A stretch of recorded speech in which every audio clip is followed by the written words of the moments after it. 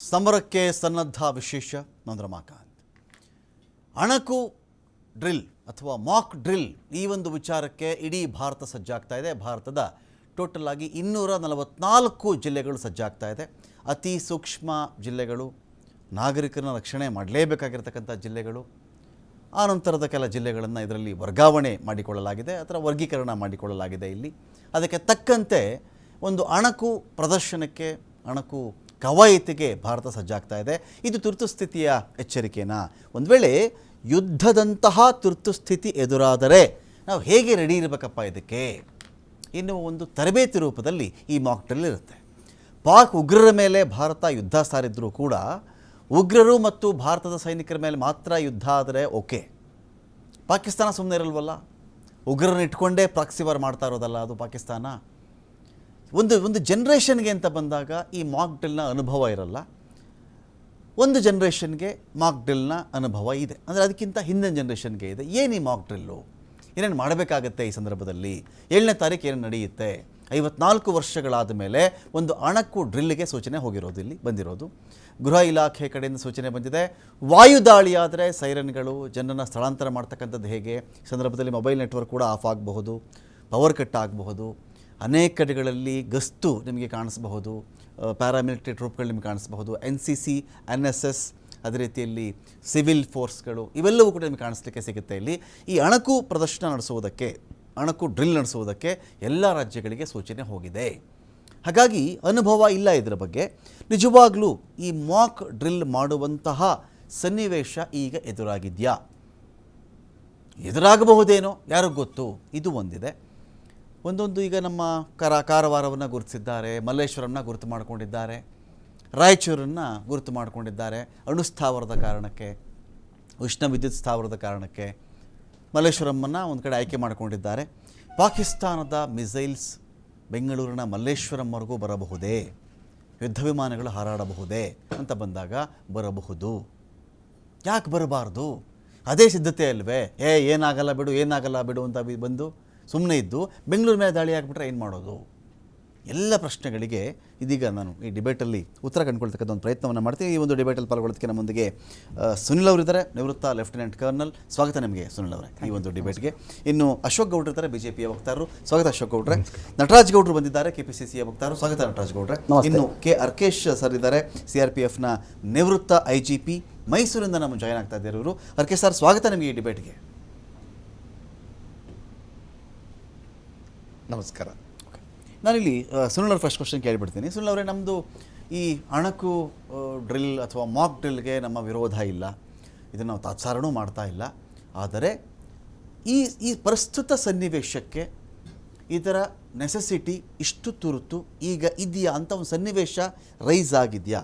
ನಾವು ಮಾಡ್ತಿರೋದು ಟೆರರಿಸ್ಟ್ಗಳ ಮೇಲೆ ಅಟ್ಯಾಕ್ ಮಾಡ್ತಿದ್ದೀವಿ, ಪಾಕಿಸ್ತಾನ ರಿಟಾಲಿಯೇಷನ್ ಮಾಡಬಹುದು. ಅದು ಭಾರತದ 244 ಜಿಲ್ಲೆಗಳಲ್ಲೂ ಒಂದು ಮಾಕ್ ಡ್ರಿಲ್ ಮಾಡುವಷ್ಟರ ಮಟ್ಟಿಗೆ, ರೆಡಿ ಇರುವಷ್ಟರ ಮಟ್ಟಿಗೆ ಸಿಚುವೇಶನ್ ಎಸ್ಕಲೇಟ್ ಆಗಿದೆಯಾ ಗಡಿ ಭಾಗದಲ್ಲಿ ಅಂತ ನನ್ನ ಕ್ವಶನ್. ಎಲ್ರಿಗೂ ನಮಸ್ಕಾರ. ಇದನ್ನು ಸ್ಟಾರ್ಟ್ ಮಾಡಬೇಕಂತ ಹೇಳಿದ್ರೆ, ಈಗ ನೀವು ಹೇಳಿದಾಗೆ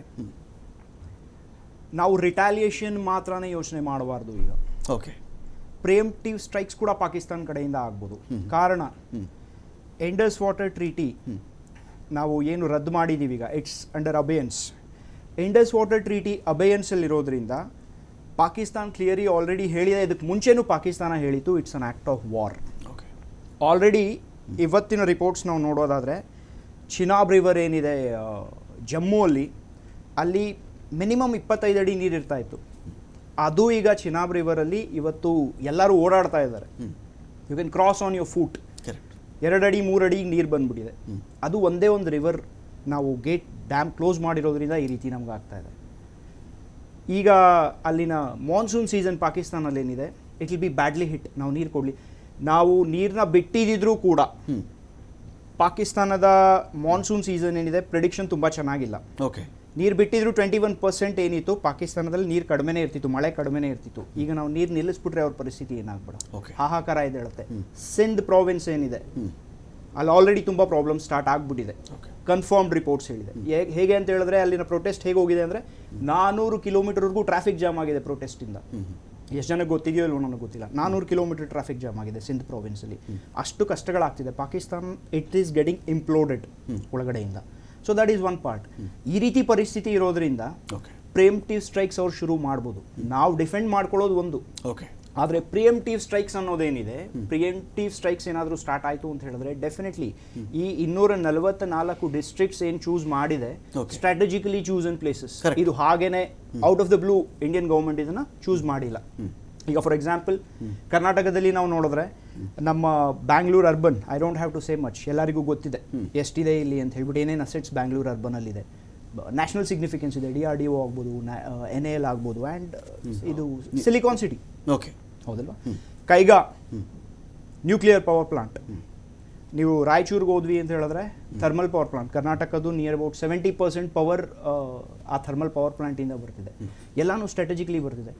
ರೆಸ್ಪಾನ್ಸ್ ಬಂದರೆ ನೀವು ರೆಡಿ ಆಗಬಹುದು, ನಿಮ್ಗೊಂಚೂರು ಟೈಮ್ ಸಿಗುತ್ತೆ. ಬಟ್ ಪ್ರಿಯಂಪ್ಟಿವ್ ಸ್ಟ್ರೈಕ್ಸ್ ಅವರೇ ಶುರು ಮಾಡಬಹುದು, ಬರಬಹುದು. ಬರೀ ಏರ್ ಅಟ್ಯಾಕ್ ಅಲ್ಲ, ಮಿಸೈಲ್ ಲಾಂಚ್ ಕೂಡ ಆಗ್ಬೋದು. You never know, it's a rogue country, ಅವ್ರೇನು ಬೇಕಾದ್ರೂ ಮಾಡ್ಬೋದು. ಸೊ ಆ ರೀತಿ ಮಾಡ್ತಿರೋದ್ರಿಂದ ಇದು preparation step. And already government ಕೊಟ್ಟಿರೋ ನೋಟಿಫಿಕೇಶನಲ್ಲಿ ಕ್ಲಿಯರ್ ಆಗಿ ಹೇಳಿದ್ದಾರೆ, no need to panic. Panic ಮಾಡೋ ನೆಸೆಸಿಟಿ ಇಲ್ಲ, ಇದು ಪ್ರಿಪ್ರೇಷನ್ ಅಷ್ಟೇ. ಅರ್ಕೇಶ್ ಸರ್, ಈಗ ಈ ಒಂದು ಮಾಕ್ ಡ್ರಿಲ್ ಅಂತ ಬಂದಾಗ ಹಲವರಿಗೆ ಅನುಭವ ಇರಬಹುದು, ಹಲವರಿಗೆ ಅನುಭವ ಇಲ್ಲವೇ ಇಲ್ಲ. ಏನಿರುತ್ತೆ ಸರ್ ಈ ಮಾಕ್ ಡ್ರಿಲ್ ಅಂದರೆ? ಏನು ಮಾಡ್ತಾರೆ ಆ ಸಂದರ್ಭದಲ್ಲಿ, ಏನೇನು ಇರುತ್ತೆ ಅಂತ? ಮಾಕ್ ಡ್ರಿಲ್ ಅಂದರೆ ಯಾವುದೇ ಚಾಲೆಂಜನ್ನು ಹೆದರಿಸಲಿಕ್ಕೆ ನಾವು ಮಾಡಿಕೊಳ್ಳುವ ಸಿದ್ಧತೆಯ ಒಂದು ಪ್ರಯೋಗ. ನಾವು ಯುದ್ಧವಾದಂಥ ಸಂದರ್ಭದಲ್ಲಿ ಗಡಿಯಲ್ಲಿ ಏನಾಗುತ್ತೆ, ದೂರದ ಪಟ್ಟಣಗಳಲ್ಲಿ ಏನಾಗುತ್ತೆ, ಬೇರೆ ಬೇರೆ ಇನ್ಸ್ಟಲೇಷನ್ಗಳ ಮೇಲೆ ಏನು ಪರಿಣಾಮ ಆಗಬಹುದು, VIP ಮೇಲೆ ಏನು ಪರಿಣಾಮ ಆಗಬಹುದು, ಯಾವ್ಯಾವ ವ್ಯಕ್ತಿಗಳ ಕರ್ತವ್ಯ ಹೇಗಿರಬೇಕು, ಈ ರೀತಿ ಎಲ್ಲ ಸಿದ್ಧತೆಗಳನ್ನು ಮಾಡಿಕೊಳ್ಳೋದಕ್ಕೆ ಮಾಡುವ ಒಂದು ಪ್ರಯೋಗವೇ ಮಾಕ್ ಡ್ರಿಲ್. ಈ ಡ್ರಿಲ್ ಆದ ಮಟ್ಟಿಗೆ ಯುದ್ಧ ಆಗೇ ಬಿಡುತ್ತೆ ಅಂತಲ್ಲ, ಇದೊಂದು ಯುದ್ಧ ಸಿದ್ಧತೆ. ಈ ಸಿದ್ಧತೆ ಮಾಡಿಕೊಂಡಿದ್ರೆ ನಾವು ನಾಳೆ ಅಚಾನಕ್ಕಾಗಿ ಆಗಬಹುದಾದ ಯಾವುದೇ ದಾಳಿಯನ್ನ ನಾವು ವ್ಯವಸ್ಥಿತವಾಗಿ ಎದುರಿಸೋದಕ್ಕೆ ಸಾಧ್ಯವಾಗುತ್ತೆ. ಈಗ ಒಂದು ಆಸ್ಪತ್ರೆಯ ಕರ್ತವ್ಯವೇನು, ಒಬ್ಬ ಡಾಕ್ಟರ್, ಒಬ್ಬ ನರ್ಸ್ನ ಕರ್ತವ್ಯವೇನು, ಒಬ್ಬ ಸ್ಕೂಲ್ ಟೀಚರ್ನ ಕರ್ತವ್ಯವೇನು, ಹತ್ತಿರದಲ್ಲೇನಾದರೂ ಮಿಸೈಲ್ ದಾಳಿ ಆದರೆ, ವೈಮಾನಿಕ ದಾಳಿ ಆದರೆ, ಅಥವಾ ಎದುರು ಬದರಿಗೆ ಯುದ್ಧ ಸ್ಮಾಲ್ ಸ್ಕೇಲ್ನಲ್ಲಿ ನಡೆದರೆ, ಆಗ ಬೇರೆ ಬೇರೆ ವರ್ಗದ ಜನಗಳು ಹೇಗೆ ಪ್ರತಿಕ್ರಿಯಿಸಬೇಕು, ಡ್ಯಾಮೇಜನ್ನು ಹೇಗೆ ಮಿನಿಮೈಸ್ ಮಾಡಬೇಕು, ಈ ಸಿದ್ಧತೆಗಳನ್ನು ಮಾಡಿಕೊಳ್ಳುವ ಉದ್ದೇಶವೇ ಮಾಕ್ ಡ್ರಿಲ್. ಅಶೋಕ್ ಗೌಡ್ರೆ, ಈಗ ನಾವು ಈ ಒಂದು ಮಾಕ್ ಡ್ರಿಲ್ಗೆ ಸಜ್ಜಾಗ್ತಿರ್ತಕ್ಕಂಥ ಹೊತ್ತು ಇನ್ನೊಂದು ಕೆಲವು ಗಂಟೆಗಳು ಮಾತ್ರ ಬಾಕಿ ಇರೋದು. ಈ ಸಂದರ್ಭದಲ್ಲಿ ಭಾರತ ಉಗ್ರಗಾಮಿಗಳ ವಿಚಾರವನ್ನು ಇಟ್ಟುಕೊಂಡು ವಾರ್ ಮಾಡಿರೋ ಉದಾಹರಣೆ ಇಲ್ಲವೇ ಇಲ್ಲ, ಅಥವಾ ಯಾವುದಾದ್ರು ಸಣ್ಣ ಪುಟ್ಟ ಇರ್ಬೋದು, ಅದನ್ನು ಯುದ್ಧಕ್ಕೆ ನಾವು ಹೋಲಿಸ್ಕೊಳ್ಳೋಕ್ಕಾಗಲ್ಲ ಅಂಥೇಳಿ. ಉಗ್ರಗಾಮಿ ಮ್ಯಾಟರು, ಅವ್ರು ಕಾರ್ಗಿಲ್ ಒಳಗಡೆ ಬರೋದು, 71 ವಾರು ಅಥವಾ ಪೂರ್ವ ಪಾಕಿಸ್ತಾನದ ವಾರ್, ಇದು ಬೇರೆ ಆಗುತ್ತೆ. ಟೆರರಿಸ್ಟ್ ರೀಸನ್ ಇಟ್ಕೊಂಡು ನಾವು ಯುದ್ಧ ಮಾಡಿದ್ದೀವ ಅಂತ ನೋಡಿ, ಟೆರರಿಸ್ಟ್ಗಳು ಇಟ್ಕೊಂಡು ಸ್ಟ್ರೈಕ್ ಮಾಡಿದ್ದೀವಿ, ಅದನ್ನು ನಮಗೆ ಆರ್ಮಿ ಅಫಿಷಿಯಲ್ಸನ್ನು ತುಂಬ ಚೆನ್ನಾಗಿ ಎಕ್ಸ್ಪ್ಲೈನ್ ಮಾಡ್ತಾರೆ. ಯಾವತ್ತು ನಮ್ಮ ಹಿಂದೆ ಯಾವಾಗ ಉಗ್ರಗಾಮಿಗಳು ನಮ್ಮ ಭಾರತಕ್ಕೆ ಬಂದು ನಮ್ಮ ಭಾರತವನ್ನು ಥ್ರೆಟನ್ ಮಾಡ್ತಕ್ಕಂಥ ಕೆಲಸ ಮಾಡಿದ್ರು 2008 ಮತ್ತು 2006, ಅಂದರೆ ಮೇಯ್ನ್ ಇನ್ಸಿಡೆಂಟ್ಸ್ ನಾನು ಹೇಳ್ತಿರ್ತಕ್ಕಂಥದ್ದು. ಇನ್ನೂ ಅನೇಕ ಬಾರಿ ಆಗೋಗಿದೆ. ಆ ಅನೇಕ ಬಾರಿ ಆದಂಥ ಸಂದರ್ಭಗಳಲ್ಲಿ 2 ಬಾರಿ US ಇಂಟೆಲಿಜೆನ್ಸ್ ಏಜೆನ್ಸೀಸ್ ಏನಿವೆ ಅವು ನಮಗೆ ಇಂಟೆಲ್ ಕೊಡ್ತವೆ. ಅಂದರೆ ನೀವು ಹೋಗಿ ಅಟ್ಯಾಕ್ ಮಾಡಿ ನಿಮ್ಮ ಹತ್ರ ಪ್ರೂಫ್ ಕೊಡ್ತಾ ಇದ್ದೀವಿ, ಇದು ಪಾಕಿಸ್ತಾನದ ಸ್ಪಾನ್ಸರ್ಡ್, ಪಾಕಿಸ್ತಾನ ಸರ್ಕಾರ ಸ್ಪಾನ್ಸರ್ಡ್ ಅಂತ ಹೇಳಿ ಕೊಡ್ತಾರೆ. ಆವತ್ತು ನಮ್ಮ ಸರ್ಕಾರಗಳು ಯಾವಿತ್ತು, ಆ ಸರ್ಕಾರಗಳು ಅದ್ರ ಬಗ್ಗೆ ನಾವು ಹೋಗಿ ಅಟ್ಯಾಕ್ ಮಾಡಿಬಿಟ್ರೆ ನಮಗೆ ಪಾಪ ಈ ನಮ್ಮ ಪ್ರೋ ಪಾಕಿಸ್ತಾನ ಇರ್ತಕ್ಕಂಥ ಮುಸಲ್ಮಾನರು ಏನಿದ್ದಾರೆ ಭಾರತದಲ್ಲಿ, ಪ್ರೋ ಪಾಕಿಸ್ತಾನ, ನಾನೆಲ್ಲ ಮುಸಲ್ಮಾನರು ಹೇಳ್ತಿಲ್ಲ, ಆ ಮುಸಲ್ಮಾನರು ಪಾಪ ತುಂಬ ಬೇಜಾರು ಮಾಡಿಕೊಂಡು ನಮ್ಮ ವೋಟ್ ಬ್ಯಾಂಕ್ ಎಲ್ಲೋ ಡಿಸ್ಟರ್ಬ್ ಆಗಿಬಿಡುತ್ತೆ ಅಂತ ಹೇಳಿ ಹೇಳಿಕೆ ಕೊಡ್ತಾರೆ. ನಾವು ಎಲ್ಲೋ ಒಂದು ಸ್ವಲ್ಪ ಹಿಂದೆ ಜರಿತೀವಿ. ಯಾಕೆ ಅಂತಂದರೆ ನಾವು ಎಸ್ಕಿಲೇಟ್ ಮಾಡಿಬಿಡ್ತೀವಿ ಅಂತಕ್ಕಂಥ ಪದನ ಮನಮೋಹನ್ ಸಿಂಗ್ ಉಪಯೋಗಿಸ್ತಾರೆ. ಎಸ್ಕಿಲೇಷನ್ ಆಗಬಹುದು ಅಂತ ಉಪಯೋಗಿಸ್ತಾರೆ. ನಾವು ನಮ್ಮ ಈಗಿನ ಕೇಂದ್ರ ಸರ್ಕಾರ ಏನಿದೆ ಆವತ್ತು ನಾವು ಹೇಳಿದ್ವಿ ನೀವು ಅಟ್ಯಾಕ್ ಮಾಡಿ ನಾವು ಪರವಾಗಿ ನಿಂತ್ಕೊಳ್ತೀವಿ ಅಂತ. ಇವತ್ತು ನಾವು ಹೇಳ್ತಾ ಅಂದರೆ ಇವಾಗಲೂ ಅಷ್ಟು ಅಪೋಸಿಷನ್ನು ನಮಗೇನು ಹೇಳ್ತು, ನಾವು ನಿಮ್ಮ ಪರವಾಗಿ ನಿಂತ್ಕೊಳ್ತೀವಿ ಅಂತ ಹೇಳ್ತಾ ನಾವು ಸ್ವಾಗತ ಮಾಡ್ತೇವೆ. ಆದರೆ ಏನಾಯ್ತು ಇವತ್ತಿನ ಹೇಳಿಕೆ ನೋಡಿ, ಇವತ್ತು ನಮ್ಮ ಮಲ್ಲಿಕಾರ್ಜುನ್ ಖರ್ಗೆ 3 ದಿನ ಮುಂಚೆನೇ ಗೊತ್ತಿತ್ತು ಮಾಹಿತಿ ಇದು. AICC ಅಧ್ಯಕ್ಷರು ಇವತ್ತು ಅಕಸ್ಮಾತ್ ಆ ಥರ ಇದ್ದಿದ್ರೆ ಪರಿಸ್ಥಿತಿ ಯಾವುದೇ ರೀತಿ ಯಾವುದೇ ಸರ್ಕಾರಕ್ಕೆ ತನ್ನ 26 ಜನ ಸಿವಿಲಿಯನ್ಸು ಮತ್ತು 4 ಜನ ಯಾರು ಸಪೋರ್ಟಿಗೆ ಬಂದರು, ಅಂದರೆ 30 ಜನ ಸಿವಿಲಿಯನ್ಸು ಕಳ್ಕೊಳ್ಳೋಕ್ಕೆ ಯಾವುದೂ ಸರ್ಕಾರ ಇಷ್ಟಪಡಲ್ಲ. ಆಮೇಲೆ ಈ ಕಾಂಗ್ರೆಸ್ನ ಮನಸ್ಥಿತಿ ರಾಮಲಿಂಗಾರೆಡ್ಡಿ ಅವರು ಚೆನ್ನಾಗಿ ಎಕ್ಸ್ಪ್ಲೈನ್ ಮಾಡ್ತಾರೆ. ನಮಗೆ ಪುಲ್ವಾಮಾದಲ್ಲಿ ಅಟ್ಯಾಕ್ ಆದಾಗ ಅದು ಭಾರತ ಸರ್ಕಾರನೇ ಮಾಡಿಸಿದ್ದು ಅಂತ ಹೇಳಿ. ಈ ಮನಸ್ಥಿತಿಗಳಿದೆಯಲ್ಲ, ಈ ಮನಸ್ಥಿತಿಗಳ ವಿರೋಧ ನಾವು ಹೋರಾಟ ಮಾಡಬೇಕಾಗಿದೆ. ನಾವು ಪಾಕಿಸ್ತಾನದ ವಿರೋಧ ಹೋರಾಟ ಮಾಡ್ತಕ್ಕಂತಹದ್ದು ನಮ್ಮ ಸೈನಿಕರು, ನಮ್ಮ ಸೈನ್ಯದ ಅಧಿಕಾರಿಗಳು ತುಂಬ ಚೆನ್ನಾಗಿ ಎಕ್ಸ್ಪ್ಲೈನ್ ಮಾಡ್ತಾರೆ. ಅವರು ಸದೃಢವಾಗಿದ್ದಾರೆ. ನೀವು ಅದಕ್ಕೆ ಪ್ರಧಾನಮಂತ್ರಿಗಳು ಹೇಳ್ಬಿಟ್ರು, ನಾವು ನಿಮಗೆ ಫ್ರೀ ಹ್ಯಾಂಡ್ ಕೊಡ್ತೀವಿ, ನೀವು ಏನು ಡಿಸಿಷನ್ ತೊಗೊತೀರಾ ಆರ್ಮ್ಡ್ ಚೀಫ್ಸ್ ಎಲ್ಲರೂ ಸೇರಿಸಿ ನಾವು ಅದಕ್ಕೆ ಭಾರತ ಸರ್ಕಾರ ಸಂಪೂರ್ಣವಾಗಿ ಬೆಂಬಲ ಕೊಡುತ್ತೆ. ಆಫ್ಕೋರ್ಸ್ ಅದರಲ್ಲಿ ಆರ್ಥಿಕ ಪರಿಸ್ಥಿತಿಗಳು ಆ ಕಡೆ ಈ ಕಡೆ ಆಗ್ತದೆ, ಅದಕ್ಕೆ ನಾವು ಫೇಸ್ ಮಾಡೋಕ್ಕೂ ರೆಡಿ ಇದ್ದೀವಿ ಅಂತ ಹೇಳಿ ಅಂದರೆ ಭಾರತೀಯರ ಪ್ರತಿಯೊಬ್ಬರು ಸಹ ಅದನ್ನೇ ವ್ಯಕ್ತಪಡಿಸಿದ್ದಾರೆ. ನಮ್ಮ ಪ್ರಾಬ್ಲಮ್ ಏನು ಅಂತಂದ್ರೆ ಒಳಗಿಂದು ಈ ಸಮಸ್ಯೆ ಆಗಿದೆ. ಪಾಕಿಸ್ತಾನ ಪಾಕಿಸ್ತಾನ ಇರತಕ್ಕಂತಹ ಕೆಲವೇ ಜನ, ಬೆರಳೆಣಿಕೆ ಎಷ್ಟು ಜನ ಅವ್ರ ಪರವಾಗಿ ಮಾತಾಡ್ತಕ್ಕಂಥ ಇನ್ನೊಂದಷ್ಟು ಜನ, ಇಷ್ಟು ನಮ್ಮ ಸಮಸ್ಯೆ. ಯಾರಿಗೆ ಹೇಳ್ತಿರೋದು ಅಶೋಕ್ ಗೌಡ್ರು ಇದೆಲ್ಲ? ಈ ಮಾತನ್ನು ಯಾರಿಗೆ ಹೇಳಿದಾರೋ ಅಂತ. ಪುಲ್ವಾಮಾ ಘಟನೆ ಆದಾಗ ಅಲ್ಲಿ ಮುಂಚೆನೇ ಈ ಥರ ಒಂದು ಥ್ರೆಟ್ ಇತ್ತು. ಅವ್ರಿಗೆ ಹೆಲಿಕಾಪ್ಟರ್ ಕೊಡಿ ಅಂತ ಹೇಳ್ದೆ, ಹೆಲಿಕಾಪ್ಟರ್ ರಕ್ಷಣಾ ಇಲಾಖೆ ಹೆಲಿಕಾಪ್ಟರ್ ಕೊಡಲಿಲ್ಲ ಅಂತ ಹೇಳಿದವ್ರು ಯಾರು? ಅಲ್ಲಿನ ಗವರ್ನರ್. ಅವ್ರು ಯಾರಾಗಿದ್ರು? BJP ಅಪಾಯಿಂಟ್ ಮಾಡಿದ ಗವರ್ನರ್ ಆಗಿದ್ರು, ಕೇಂದ್ರ ಸರ್ಕಾರ ಅಪಾಯಿಂಟ್ ಮಾಡಿದ ಗವರ್ನರು. ಅವರು BJPಯ ಹಿರಿಯ ನಾಯಕರು ಕೂಡ ಆಗಿದ್ರು. ಇವ್ರು ತುಟಕ್ ಪಿಟಕ್ಕಂದ್ರ ಈ ಪುಲ್ವಾಮಾ ಘಟನೆಗೆ, ಈ 40 ಜನ ಸೈನಿಕ ಸಾವಿಗೆ ನೇರ ಕೇಂದ್ರ ಸರ್ಕಾರವೇ ಹೊಣೆ ಅಂತ ಅವರು ಸ್ಪಷ್ಟ ಮಾತುಗಳಲ್ಲಿ ಹೇಳಿದ್ರು ಕೂಡ ಇವರು ಅದನ್ನು ಮರೆಮಾಚಿ ಇಲ್ಲಿವರೆಗೂ ಉತ್ತರವನ್ನು ದೇಶಕ್ಕೂ ಕೊಟ್ಟಿಲ್ಲ, ಆ ಗವರ್ನರ್ಗೂ ಕೊಟ್ಟಿಲ್ಲ. ಇದು ವಸ್ತುಸ್ಥಿತಿ. ನೋಡಿ, 1971ನಲ್ಲಿ ಇಂಡೋ ಪಾಕ್ ಯುದ್ಧ ಆದಾಗ ಧೈರ್ಯದಿಂದ ಇಡೀ ದೇಶ ಒಂದಾಗಿ ಪಾಕಿಸ್ತಾನ ಎಡಭಾಗ ಆಯಿತು, ಬಾಂಗ್ಲಾದೇಶ ಆಯಿತು, ಪಾಕಿಸ್ತಾನ ಆಯಿತು. ಅವಾಗ BJP ಅವರಿಂದ ಯಾರು ಸರ್ಟಿಫಿಕೇಟ್ ತೆಗೆದುಕೊಂಡಿದ್ರ ದೇಶದಲ್ಲಿ ಯಾರು ದೇಶಭಕ್ತರು ಪ್ರೋ ಪಾಕಿಸ್ತಾನಿ ಆ ಥರ ಇಲ್ಲ. BJP ತನ್ನ ವೈಫಲ್ಯವನ್ನು ಮರೆಮಾಚಿಕೊಳ್ಳಲಿಕ್ಕೆ, ತನ್ನ ಅಸಮರ್ಥತೆಯನ್ನು ಮರೆಮಾಚಿಕೊಳ್ಳಲಿಕ್ಕೆ ಈ ರೀತಿ ಹೇಳ್ತಾರೆ. ಇಲ್ಲಿ ಇಂಟೆಲಿಜೆನ್ಸ್ ಈಗ ಪಹಲ್ಗಾಮಲ್ಲಿ ಆಗಿರ್ತಕ್ಕಂಥದ್ದೇನು, ಯಾಕಲ್ಲ ಆರ್ಮಿ ಇಲ್ಲ? ಜನಸಾಮಾನ್ಯರು ಕೇಳ್ತಾರ ಪ್ರಶ್ನೆ, ಯಾಕಲ್ಲ ಆರ್ಮಿ ಇರಲಿಲ್ಲ, ಯಾಕಲ್ಲ ಸೆಕ್ಯೂರಿಟಿ ಕೊಟ್ಟಿದ್ದಾರೆ? ನಂಬರ್ 1 ಅಲ್ಲಿ ಭೂಸೇನೆ ಇದೆ, ವಾಯುಸೇನೆ ಇದೆ, ಕೇಂದ್ರ ಸರ್ಕಾರದ ಇದೆ, ರಾಜ್ಯ ಸರ್ಕಾರದ ಪೊಲೀಸ್ ಇಲಾಖೆ ಇದೆ, ಎಲ್ಲ ಇದ್ರೂ ಕೂಡ ಅಂತಹ ಗುಪ್ತಚರ ಇಲಾಖೆ ಅಷ್ಟೊಂದು ವೈಫಲ್ಯ ಕಾಣಕ್ಕೆ ಏನು ಕಾರಣ ಅಂತ ದೇಶ ಜನ ಪ್ರಶ್ನೆ ಮಾಡ್ತಾ ಇರ್ಬೇಕು. ಆ ಉತ್ತರ ಕೊಡೋದು ಬಿಟ್ಟು ಇವ್ರಿಗೆ ಪ್ರೋ ಪಾಕಿಸ್ತಾನಿ ಪ್ರೀ ಪಾಕಿಸ್ತಾನಿ ಇದು ಹೇಳಿಕಿದೆಯಲ್ಲ, ಇದು ತಾವು ಪಲಾಯನ ಮಾಡುವಂಥ ಕೆಲಸ. ಇವತ್ತು ಮಲ್ಲಿಕಾರ್ಜುನ್ ಖರ್ಗೆ ಹೇಳಿರ್ತಕ್ಕಂಥದ್ದು ಅದೇನೆ. ನೀವು ಯಾವತ್ತಾದರೂ ಯಾವುದೇ ವಿಷಯ ಬಂದಾಗಲೂ ನರೇಂದ್ರ ಮೋದಿಯವರು ನೇರವಾಗಿ ಎಲ್ಲೂ ಪತ್ರಿಕಾ ಹೇಳಿಕೆ ಕೊಡೋದಾಗ್ಲಿ, ಅಥವಾ ಈಗ ಈ ಮೀಟಿಂಗ್ ಆಯ್ತಲ್ಲ, ಆಲ್ ಪಾರ್ಟಿ ಮೀಟಿಂಗ್ ಆಯ್ತಲ್ಲ, ಪ್ರಧಾನಮಂತ್ರಿಗಳು ಏನು ಮಾಡ್ತಾ ಇದ್ರು? ಅವತ್ತು ಬಿಹಾರಲ್ಲಿ ಚುನಾವಣಾ ಪ್ರಚಾರ ಮಾಡ್ತಾ ಇದ್ರು. ಅವ್ರದ್ದು ಏನು ಹೊಣೆಗಾರಿಕೆ? ನೀವು ಪುಲ್ವಾಮಾ ಆದಾಗಲೂ ಕೂಡ ಪಾರ್ಲಿಮೆಂಟ್ಗೆ ಉತ್ತರ ಕೊಡಲಿಲ್ಲ, ಅವರು ಚುನಾವಣಾ ಪ್ರಚಾರದಲ್ಲಿ ಮಾತಾಡಿದ್ರು ಪ್ರಧಾನಮಂತ್ರಿಗಳು. ಇಡೀ ದೇಶದಲ್ಲಿ ನಾವು 70 ವರ್ಷಗಳಲ್ಲಿ ಪಾಕಿಸ್ತಾನವನ್ನು ವಿದೇಶಾಂಗ ನೀತಿಗಳಿಂದ, ರಾಜತಾಂತ್ರಿಕ ನೀತಿಗಳಿಂದ ಕಟ್ಟಿ ಹಾಕಿದ್ದ ಪಾಕಿಸ್ತಾನವನ್ನು ಇವ್ರು ನೇರ ಹೋಗಿ ಬಿರಿಯಾನಿ ತಿನ್ನಕ್ಕೆ ಹೋಗ್ಬಿಟ್ರಲ್ಲ, ಅನ್ಇನ್ವೈಟೆಡ್ ಬಿರಿಯಾನಿ ತಿನ್ನಕ್ಕೆ ಹೋಗ್ಬಿಟ್ರಲ್ಲ. ಅವಾಗೆ ರೀ ನೀವೆಲ್ಲ ಚೆನ್ನಾಗಿದ್ದೀರಲ್ರಿ, ಅಂತಂದಿರ್ತಾರ, ನೀವು ಯಾಕೆ ನಮ್ಗೆ ಕಟ್ಟಾಕಿ ಅಂತ ಹೇಳಿ ವಿದೇಶಾಂಗ ನೀತಿಲಿ ಹೇಳ್ತೀರಾ ಅಂತ ಹೇಳಿ ಭಾಳ ಸದರ ಆಗೋಯ್ತದು. ಈ ರೀತಿಯ ನೀತಿಗಳಿಂದ ಇವತ್ತು ದೇಶವನ್ನು ಇವತ್ತು ನಾಳೆ ಮಾಕ್ ಡ್ರಿಲ್ ಆಗ್ತಾ ಇರ್ತಕ್ಕಂಥದ್ದು ಒಳ್ಳೆ ವಿಷಯ. 1971ನಲ್ಲಿ ಏನಾಗಿತ್ತು, ಅವಾಗ ಇಡೀ ದೇಶದಲ್ಲಿ ಒಂದು ನಾಗರಿಕ ರಕ್ಷಣೆಗೆ ಒಂದು ಸನ್ನದ್ಧರಾಗಿರ್ಬೇಕು. ಎಲ್ಲರೂ ಅವ್ರಿಗೊಂದು ಅವೇರ್ನೆಸ್ ಇರಬೇಕು. ಯಾರ್ಯಾರು ಎಷ್ಟು ಶಕ್ತಿ ಸಾಮರ್ಥ್ಯ ಇದೆ ನಮ್ಮಲ್ಲಿ, ಯಾವ್ದಾದ್ರು ಒಂದು ಅವಘಡ ಆದರೆ, ಅನಾಹುತ ಆದರೆ ಯಾವ ರೀತಿ ನಾವು ಅದನ್ನು ಫೇಸ್ ಮಾಡಬೇಕು ಅನ್ನೋದು, ಇದು ಮಾಡುವಂಥದ್ದು ಇದು ಸಹಜ. ಇದೇನು ವಿನೂತನವಾದ್ದು ಹೊಸದಾದ್ದು ಏನಿಲ್ಲ. ಇದು ಬಹಳ ವರ್ಷಗಳ ಕಾಲ ಆಗಿರಲಿಲ್ಲ, 3 ಡೆಕೆಡ್ 4 ಡೆಕೆಡ್ ಆಗಿರಲಿಲ್ಲ, ಇವಾಗ ಆಗ್ತಾ ಇದೆ, ಇದು ಸ್ವಾಗತ. ಆದರೆ ಇದನ್ನು ಯಾವ ರೀತಿಯಾಗಿ ಬಿಂಬಿಸ್ಕೊಳ್ಳೋದು, ಇದನ್ನು ಯಾವ ರೀತಿಯಾಗಿ ಮಾಡುವಂಥದ್ದು, ನೀವೇನೇ ಮಾಡಿ ನಮ್ಮ ಗಡಿಯನ್ನು ರಕ್ಷಣೆ ಮಾಡಿ, ದೇಶ ಜನತೆಗಳನ್ನು ರಕ್ಷಣೆ ಮಾಡಿ, ಆಮೇಲೆ ವಿದೇಶಾಂಗ ನೀತಿನಲ್ಲಿ ಮುಖಾಂತರ ಪಾಕಿಸ್ತಾನವನ್ನು ಕಟ್ಟಿಹಾಕಿ ಅದು ಮಾಡಬೇಕಾದ ಕೆಲಸ. ಫೈನ್. ನಾನು ಇಲ್ಲಿ ಸುನಿಲ್ ಕೇಳಕ್ಕೆ ಇಷ್ಟಪಡ್ತೀನಿ. ಸುನಿಲ್, ಈಗ ಒಂದು ಆಯ್ತಪ್ಪ, ಒಂದು ಯಾವುದೋ ಮಿಸೈಲ್ ಅಟ್ಯಾಕ್ ಆಯಿತು ಅಥವಾ ಒಂದು ಏರ್ ಸ್ಟ್ರೈಕ್ ಆಯಿತು ಅಂತ ನಾವು ಭಾವಿಸೋಣ. ಈಗ ಇವತ್ತು ನಾನು ಗಮನಿಸ್ತಾ ಇದ್ದಿದ್ದೇನು ಅಂತ ಹೇಳಿದ್ರೆ, ಬಾರ್ಡರಿಂದ 500 ಮೀಟರ್ ದೂರದಲ್ಲಿರ್ತಕ್ಕಂಥ ಕೆಲವು ಗ್ರಾಮಗಳ ಜನ ಕೇಳ್ಕೊಳ್ತಾ ಇದ್ರು, ಬಂಕರ್ ನಿರ್ಮಾಣ ಅರ್ಧಂಬರ್ಧ ಆಗಿಬಿಟ್ಟಿದೆ ಸ್ವಾಮಿ ಇಲ್ಲಿ.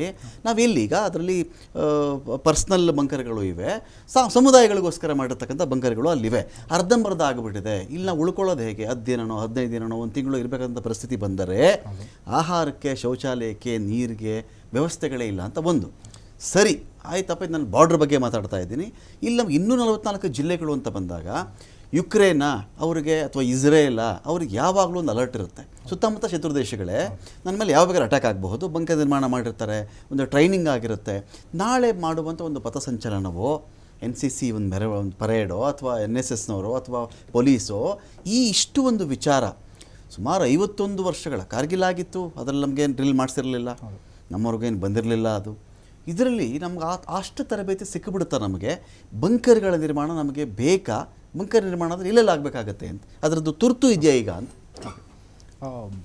ಇದು 1968 ಸಿವಿಲ್ ಡಿಫೆನ್ಸ್ ರೂಲ್ಸ್ ಅಂತ, ಅದರ ಅಡಿಯಲ್ಲಿ ಇದಾಗ್ತಿದ್ದು. ಕೋಲ್ಡ್ ವಾರ್ ಟೈಮಲ್ಲಿ ಏನಿತ್ತು ರೂಲ್ಸ್ನ, ಅದನ್ನು ಈಗ ನಮ್ಮ ಒಂದು ಪರಿಸ್ಥಿತಿಗೆ ಅನುಗುಣವಾಗಿ ಹೇಗೆ ಟ್ವೀಕ್ ಮಾಡಬೇಕು ಆ ರೀತಿ ಅದನ್ನು ಬದಲಾಯಿಸ್ಬಿಟ್ಟು ನಮ್ಮ 1968 ಸಿವಿಲ್ ಡಿಫೆನ್ಸ್ ರೂಲ್ಸ್ ಅಂತ ಹೇಳ್ಬಿಟ್ಟು ಬಂತು ಈಗ ಇದರಲ್ಲಿ.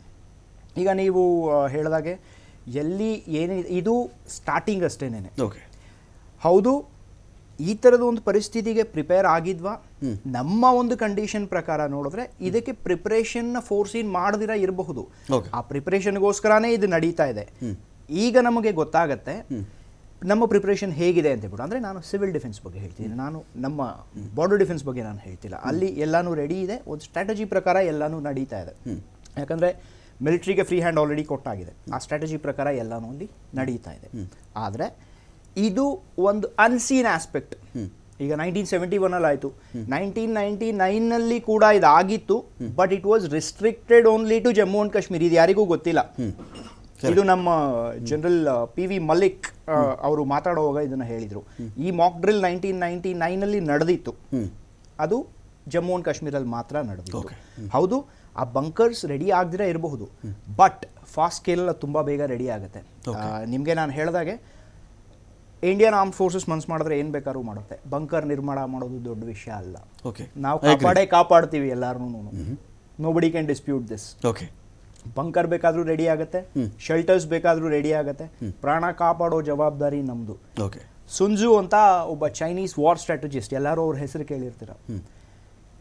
ಯುದ್ಧನೇ ಮಾಡ್ದಿರ, ಒಂದು ರೌಂಡ್ ಫೈರ್ ಮಾಡ್ದಿರ, ಯುದ್ಧ ಗೆಲ್ಲೋ ಸ್ಟ್ರಾಟಜಿನೇನಾದರೂ ನಾವು ಡಿವೈಸ್ ಮಾಡಿದ್ರೆ ಯುದ್ಧ ನಾವು ಗೆದ್ದಂಗೆನೆ. ನಮಗೆ ಆ್ಯಕ್ಚುಲಿ ನಾವು ಯಾವ ಶತ್ರು, ಅದು ಚೈನಾ ಆಗ್ಬೋದು, ಪಾಕಿಸ್ತಾನ ಆಗ್ಬೋದು, ನಾವು ಹೆದರೋ ನೆಸೆಸಿಟಿ ಇಲ್ಲ. ಯುದ್ಧ ಅನ್ನೋದು ಒಂದೇ ಒಂದು ಆಸ್ಪೆಕ್ಟಿಂದ ನಡೆಯಲ್ಲ, ಬರೀ ಮದ್ದು ಗುಂಡುಗಳಿಂದ ನಡೆಯಲ್ಲ. ಹೇಗೆಲ್ಲ ನಡೀತಾ ಇದೆ, ಯಾವ ಆಸ್ಪೆಕ್ಟ್ಸಿಂದ ನಡೀತಿದೆ, ಪ್ರತಿಯೊಂದು ಆಸ್ಪೆಕ್ಟ್ನ ಕೂಡ ಇವತ್ತು ನಾವು ನೋಡ್ತಾ ಇದ್ದೀವಿ ಏನೇನು ನಡೀತಿದೆ. ಅದು ಡಿಪ್ಲೊಮ್ಯಾಟಿಕಲಿ ಆಗ್ಬೋದು, ಇಲ್ಲ ಸ್ಟ್ರಾಟಜಿಕಲಿ ಆಗ್ಬೋದು, ಇಲ್ಲ ಅಂತ ಹೇಳಿದ್ರೆ it can be the water war. ಇದೆಲ್ಲನೂ ಸ್ಟಾರ್ಟ್ ಆಗಿದೆ, ಅದು ಆಲ್ರೆಡಿ ಸ್ಟಾರ್ಟ್ ಆಗಿದೆ. ಸೊ ಆ ರೀತಿ ಒಂದು ಸ್ಟ್ರಾಟಜೀಸ್ ಮಾಡಿ ಎಲ್ಲ ರೀತಿಲೂ ಪ್ರಿಪೇರ್ ಆದಮೇಲೆ ಫರ್ದರ್ ಫೈನಲ್ ಏನಿದೆ ಅದು ಯಾರಿಗೂ ಈಗ ಗೊತ್ತಿಲ್ಲ. ಯಾಕಂದರೆ ಆರ್ಮ್ ಫೋರ್ಸಸ್ಗೆ ಫ್ರೀ ಹ್ಯಾಂಡ್ ಕೊಟ್ಟಾಗಿದೆ. That you do what you want at the time and place of your choosing. They will do it and we will protect the nation and our countrymen. ಅರ್ಕೇಸ್ಟರ್, ನನ್ನ ಒಂದು ಪಾಯಿಂಟ್ ಇದೆ ಇಲ್ಲಿ. ಈಗ ಅತ್ಯಂತ ತುರ್ತಾಗಿ ದೊಡ್ಡ ಮಟ್ಟದಲ್ಲಿ ಈ ಮಾಕ್ ಡ್ರಿಲ್ ಆಗಬೇಕಾಗಿರೋದು ಜಮ್ಮು ಕಾಶ್ಮೀರ ವಲಯಕ್ಕಾದರೆ ಸಾಕಾ, ಅಥವಾ ನಿಜವಾಗಿಯೂ 244 ಜಿಲ್ಲೆಗಳಿಗೆ ಅನೌನ್ಸ್ ಮಾಡಿದ್ದಾರೆ? ಬೇರೆ ಬೇರೆ ರಾಜ್ಯಗಳಿವೆ, ಇಲ್ಲಿ ಕರ್ನಾಟಕದ ಬೇರೆ ಬೇರೆ ಇಂಪಾರ್ಟೆಂಟ್ ಸ್ಥಳಗಳಿವೆ. ಈ ಥರದ ಎಲ್ಲ ಕಡೆಗಳಲ್ಲಿಯೂ ಕೂಡ ತೀವ್ರ ರೀತಿಯಲ್ಲಿ ಇದರ ಅಗತ್ಯ ಹೇಗಿದೆಯಾ ಅಂತ? ಇವತ್ತಿನ ಯುದ್ಧ ಗಡಿಯಲ್ಲೇ ನಡೆಯುವಂಥ ಯುದ್ಧವಲ್ಲ. ಈ ಯುದ್ಧ ದೇಶದ ಎಲ್ಲ ಭಾಗಗಳಲ್ಲೂ ಪ್ರಭಾವ ಬೀರುವಂಥದ್ದು. ಇದು ಕನ್ವೆನ್ಷನಲ್ ವಾರ್ ಆಗ್ತಾ ಇದ್ದಾಗ ಎದುರು ಬದುರಿಗೆ ಸೈನಿಕರು ನಿಂತು ಯುದ್ಧ ಮಾಡುವಂತಹ ಕಾಲ ಇವತ್ತು ಮುಗಿದು ಹೋಯಿತು. ಯುದ್ಧ ಬರೀ ಬಂದೂಕದಿಂದ ಮತ್ತೆ ಬಾಂಬ್ಗಳಿಂದಲೇ ನಡೆಯಲ್ಲ. ಯುದ್ಧ ನಮ್ಮ ಮಿತ್ರ ಸುನಿಲ್ ಹೇಳಿದಾಗೆ ಬೇರೆ ಬೇರೆ ಕ್ರಮಗಳಿಂದಲೂ ಸಾಧ್ಯ. ಒಂದು ಗುಂಡನ್ನು ಆರಿಸದೆ ಯುದ್ಧ. ಆ ದೃಷ್ಟಿಯಿಂದ ಯಾವ ಭಾಗದಲ್ಲಿ ಯುದ್ಧವಾದರೂ ನಾವು ಇಡೀ ದೇಶ ಸನ್ನದ್ಧವಾಗಿರ್ಬೇಕಾಗತ್ತೆ. ಮತ್ತೆ ಯಾವ ಸಾಧ್ಯವಿಲ್ಲ. ನಾವು ಇಡೀ ದೇಶದಲ್ಲಿ ಈಗಿರೋ ಮಿಸೈಲ್ಗಳಲ್ಲಿ ದೇಶದ ಯಾವುದೇ ಮೂಲೆಯಲ್ಲೂ ಅವರು ನಮ್ಮ ನಾವು ಅವ್ರ ಮೇಲೆ ಮಾಡಬಹುದು.